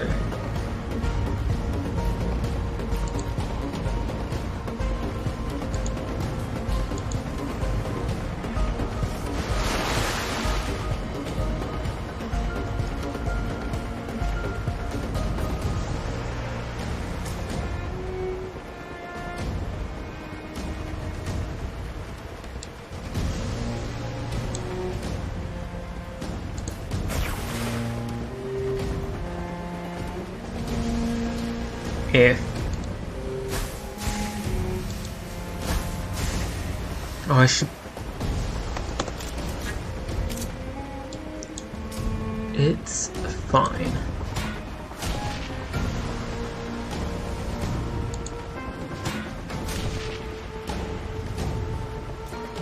I am doing my best, and that's all that matters right now.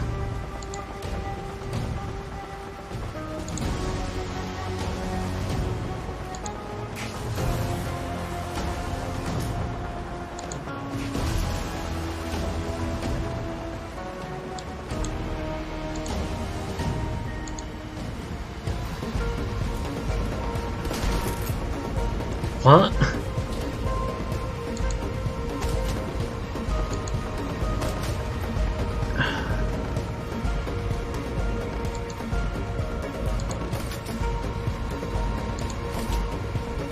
At least that guy went down quickly.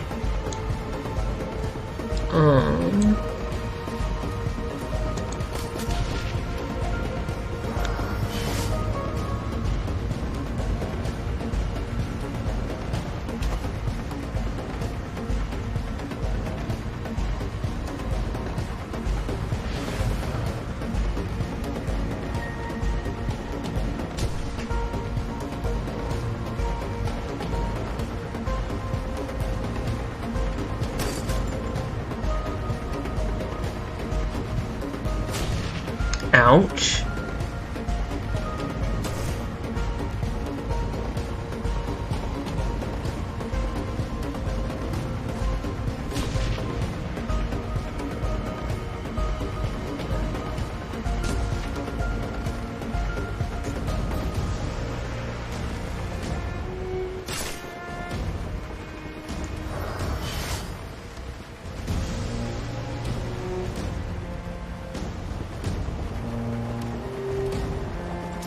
So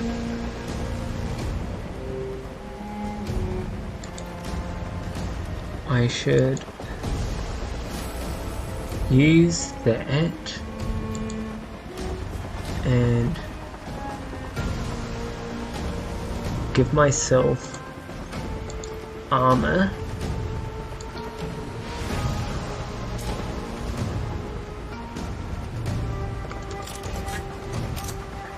And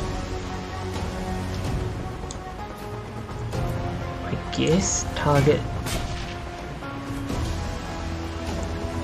homie over here.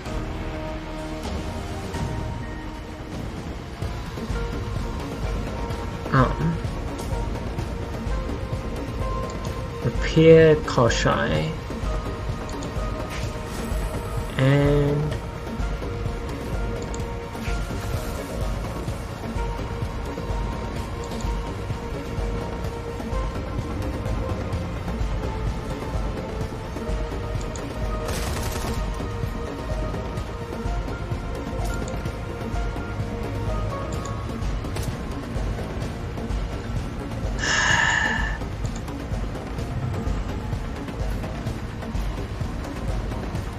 okay, so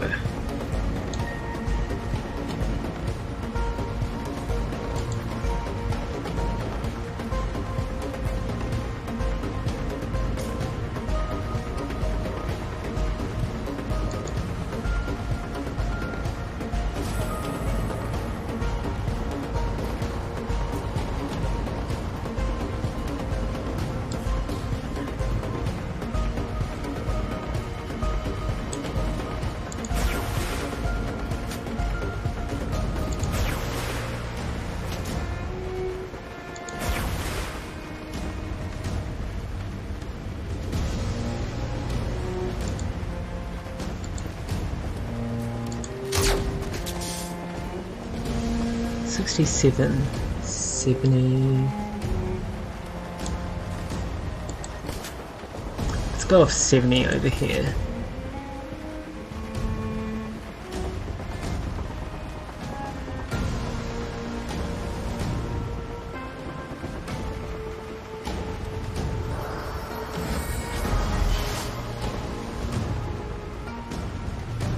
Wait, am I supposed to wipe out both sides or can I just leave?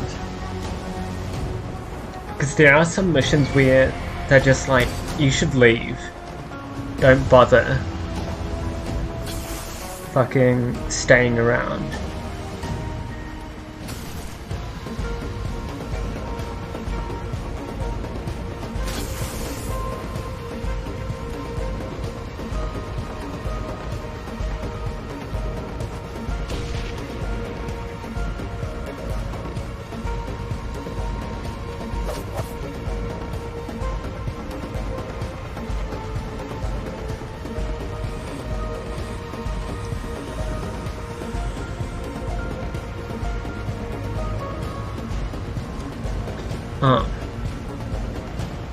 How much ammo?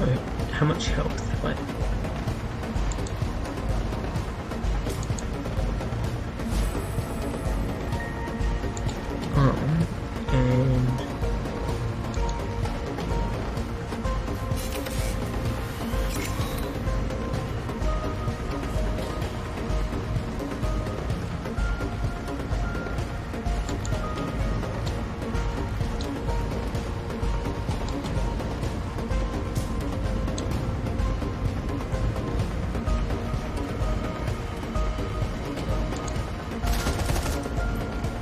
And that one's gonna cause the most damage for sure.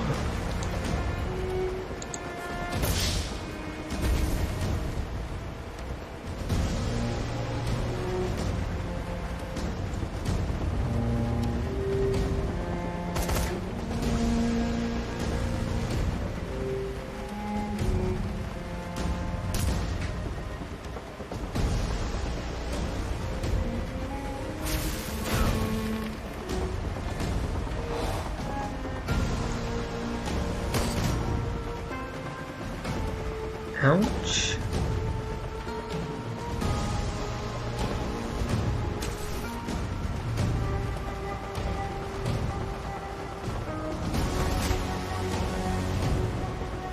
Can't they fight among each other a little more?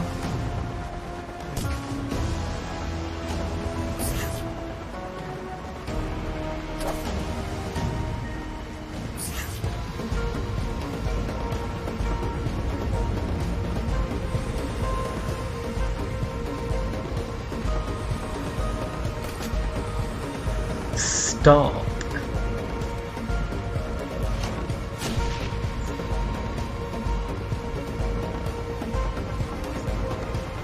Okay, so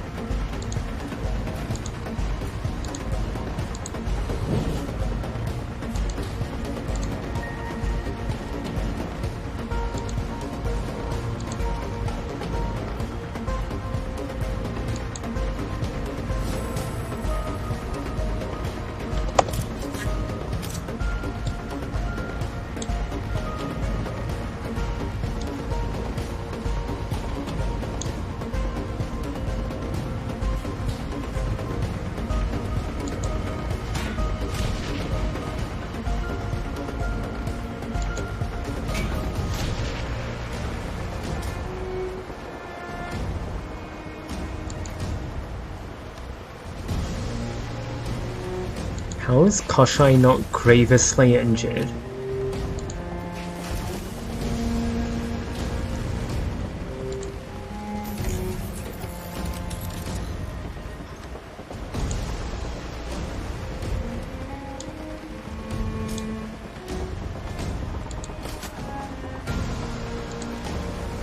And I don't need to attack Koshai anymore because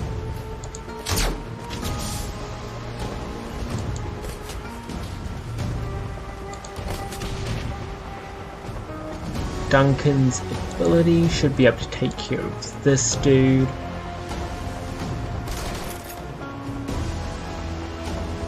Which means I can do...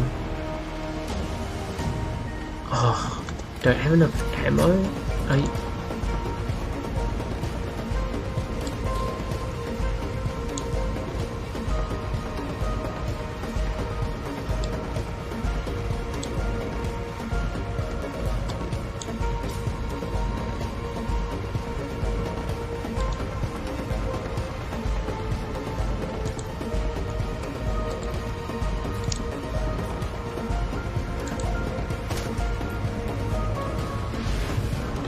I need to heal Duncan soon too.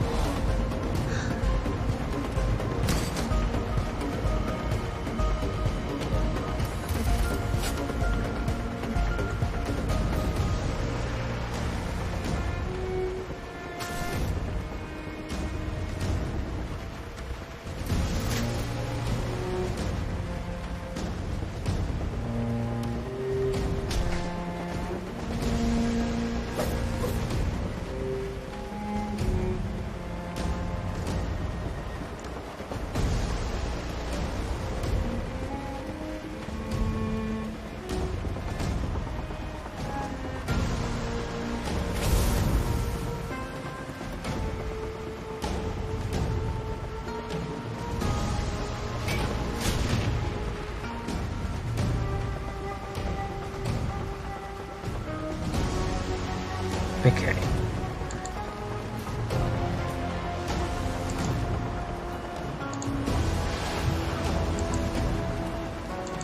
And then I'll kill myself. And then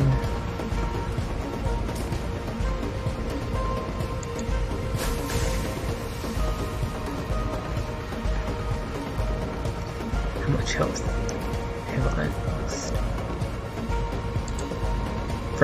Rector needs health.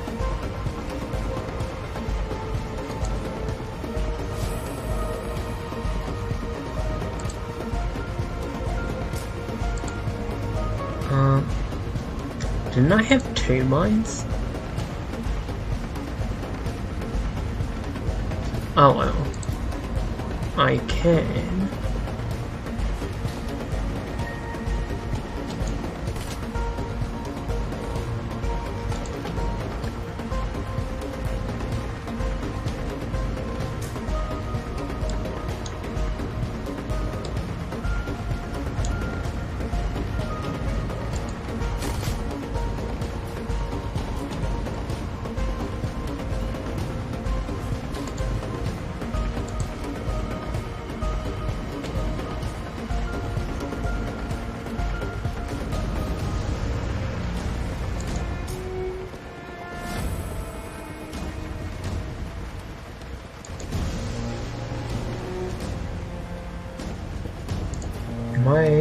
I am piloting Koshai still. Good.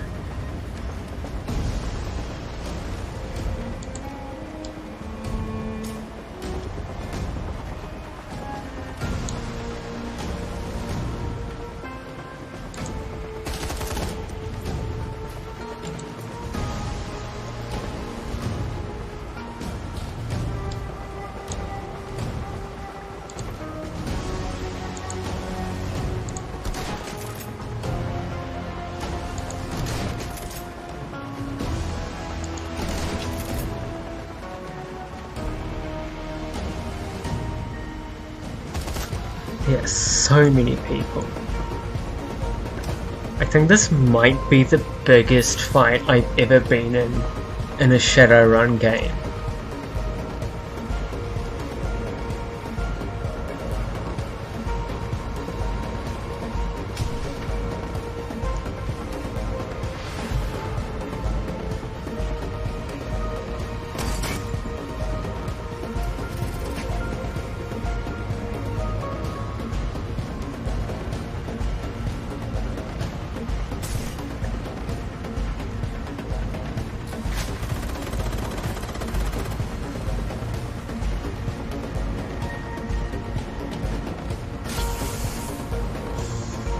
Ooh.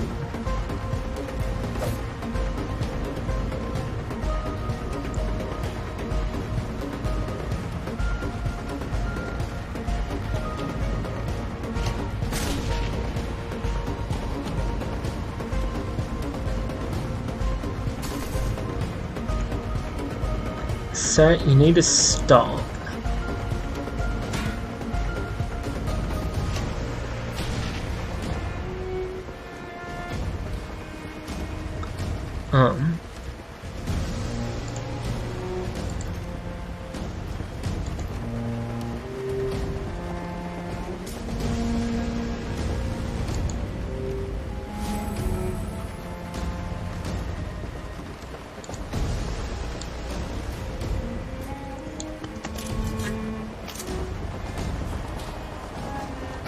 Let's hope they don't have a grenade. Fuck.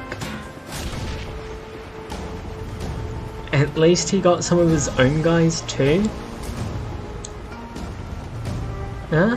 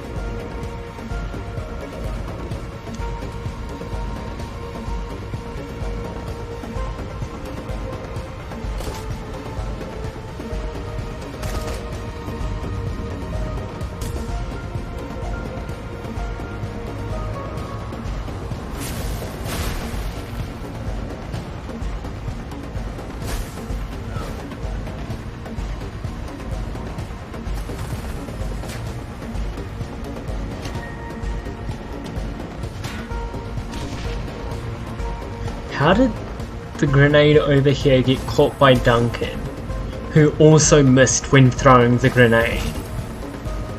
Like, dude.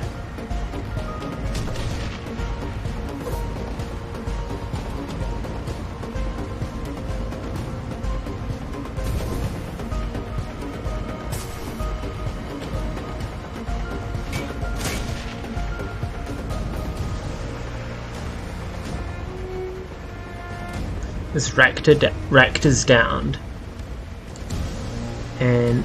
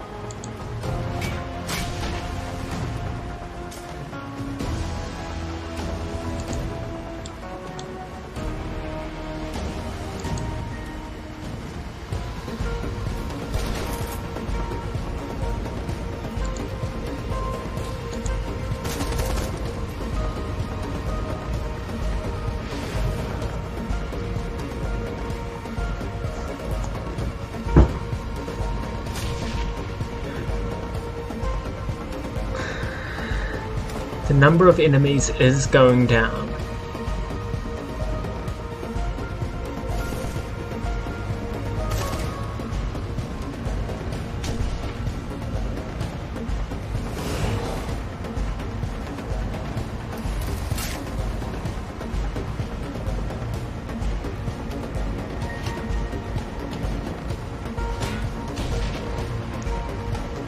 Again, how did the grenade that was all the way over here get caught by Duncan?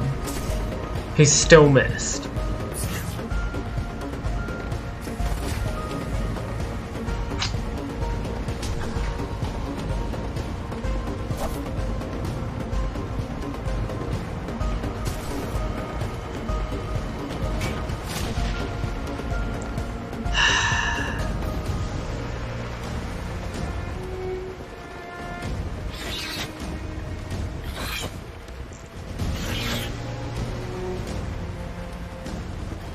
Alright.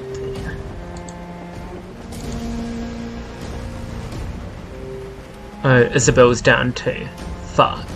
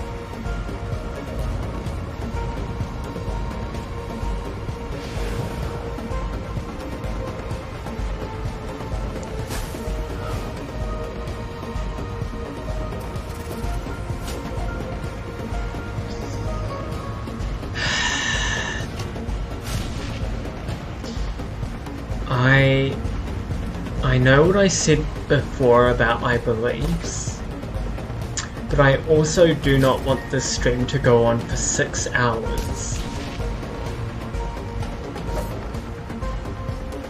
And now everyone in my team is down, I think.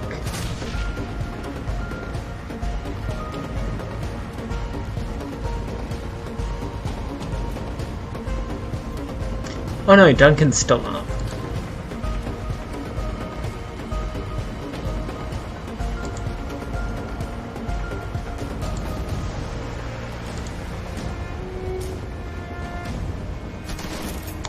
If Duncan and I don't make... Fuck's sake, dude.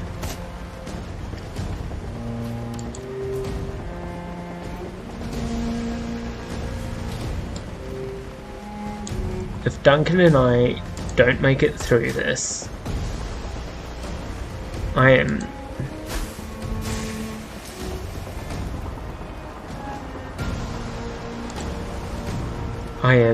siding with the original dudes from the contract.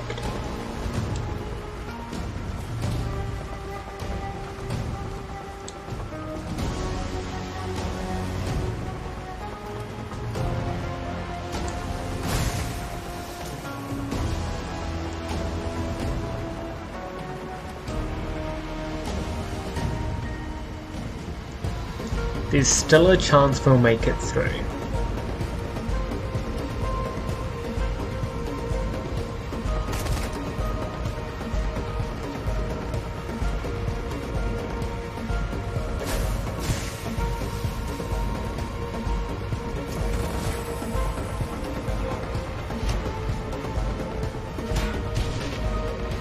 Duncan.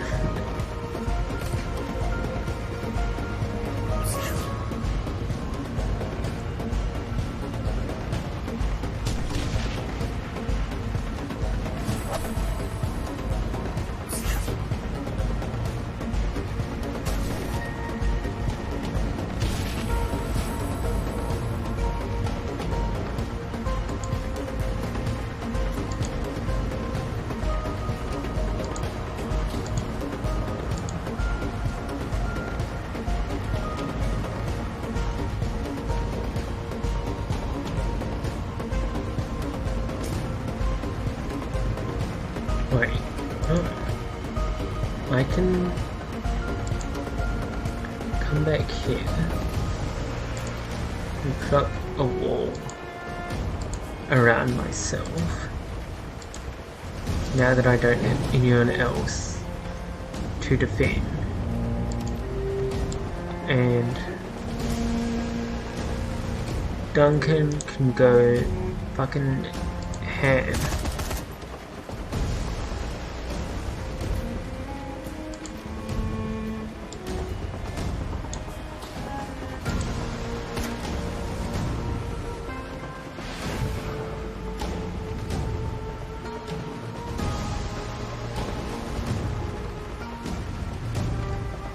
How did Duncan catch that?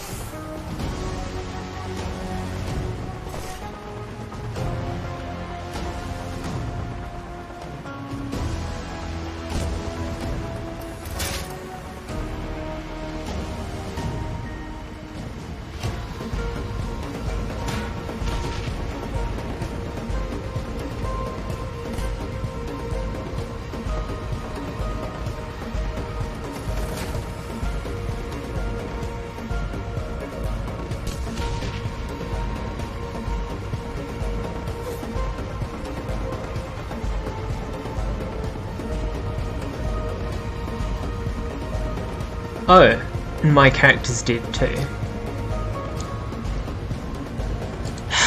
I guess we're siding with a corporation. 'Cause I'm not good enough at games. This is genuinely so sad.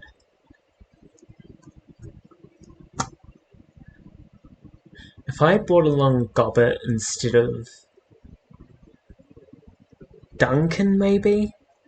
I would have been able to steal their spirits, and also I would have had another healer. But alas.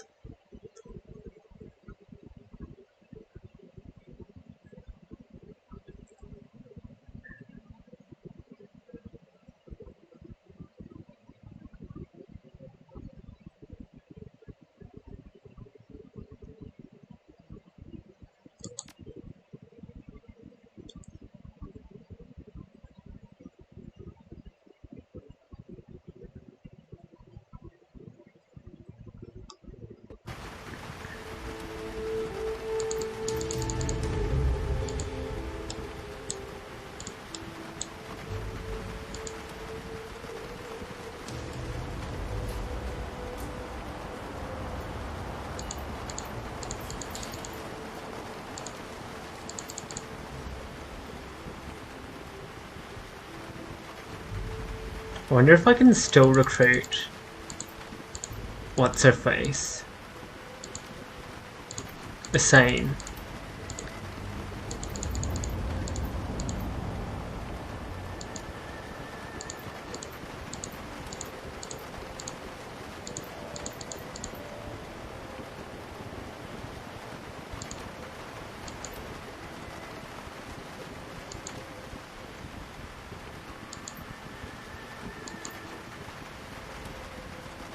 I can.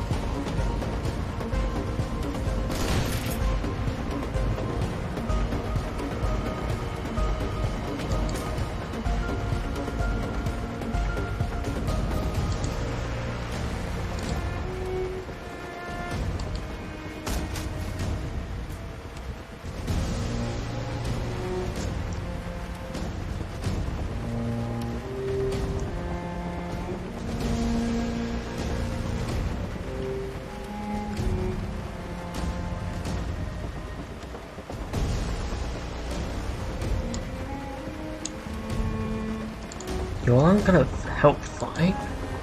Rude.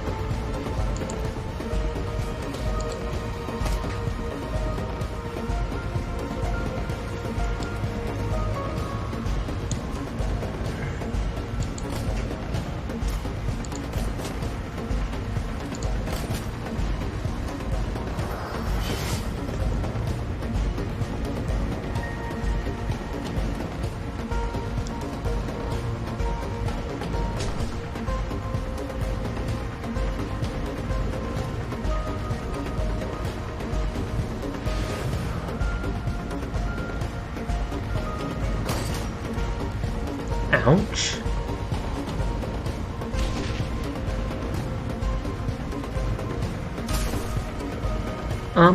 Excuse me, man. Sir, I know we're disposable assets, but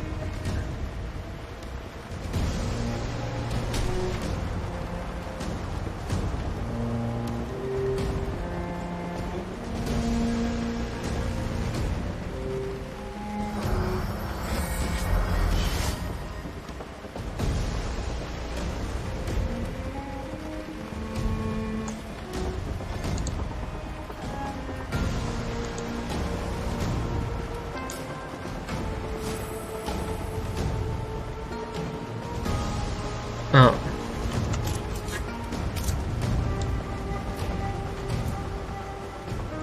40, 48.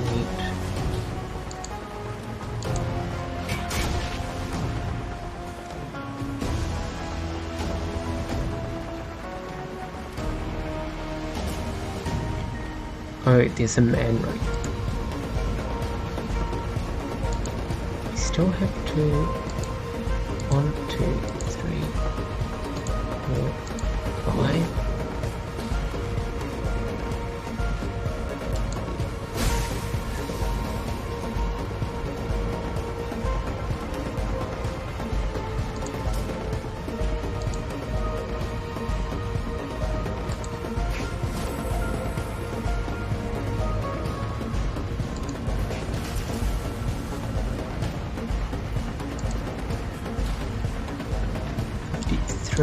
What?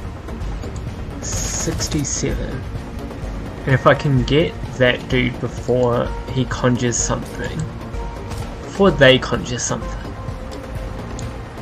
I shouldn't be a hypocrite.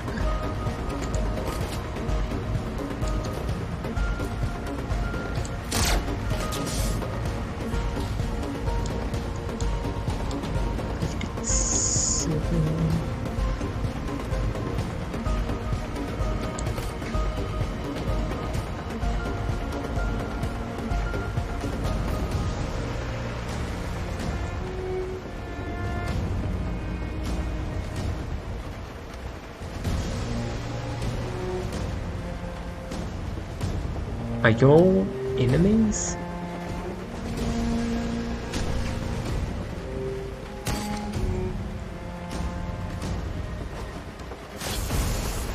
Duncan?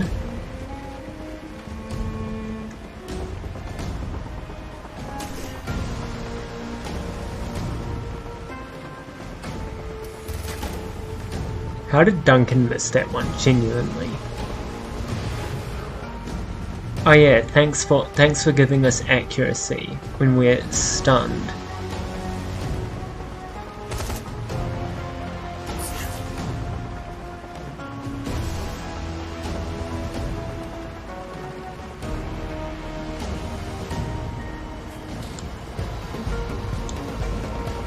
So those people are bad.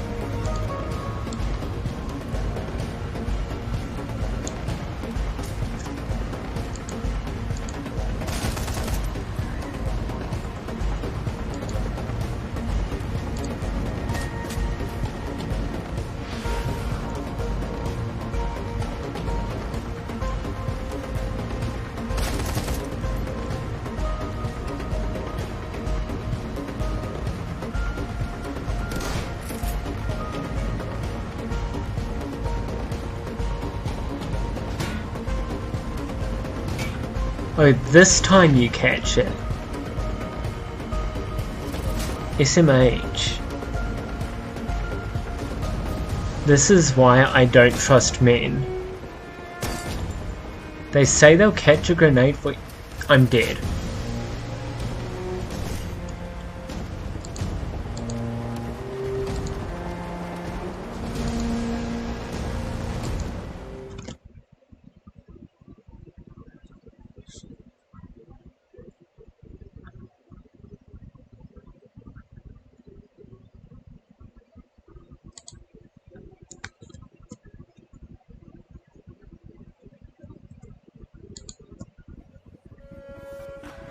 So anyway, today's stream has been great, guys. I'll see you all next time.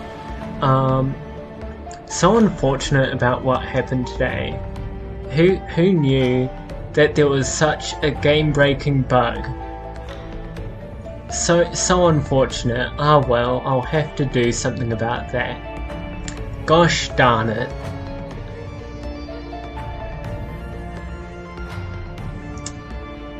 I hope you all had fun, or at least had something nice to listen to. But I'll see you all next time. Hopefully sooner than the last time. Like, less gap than in between the stream I did. Like, you know what I mean. Hopefully I'll stream more frequently. But I did just start back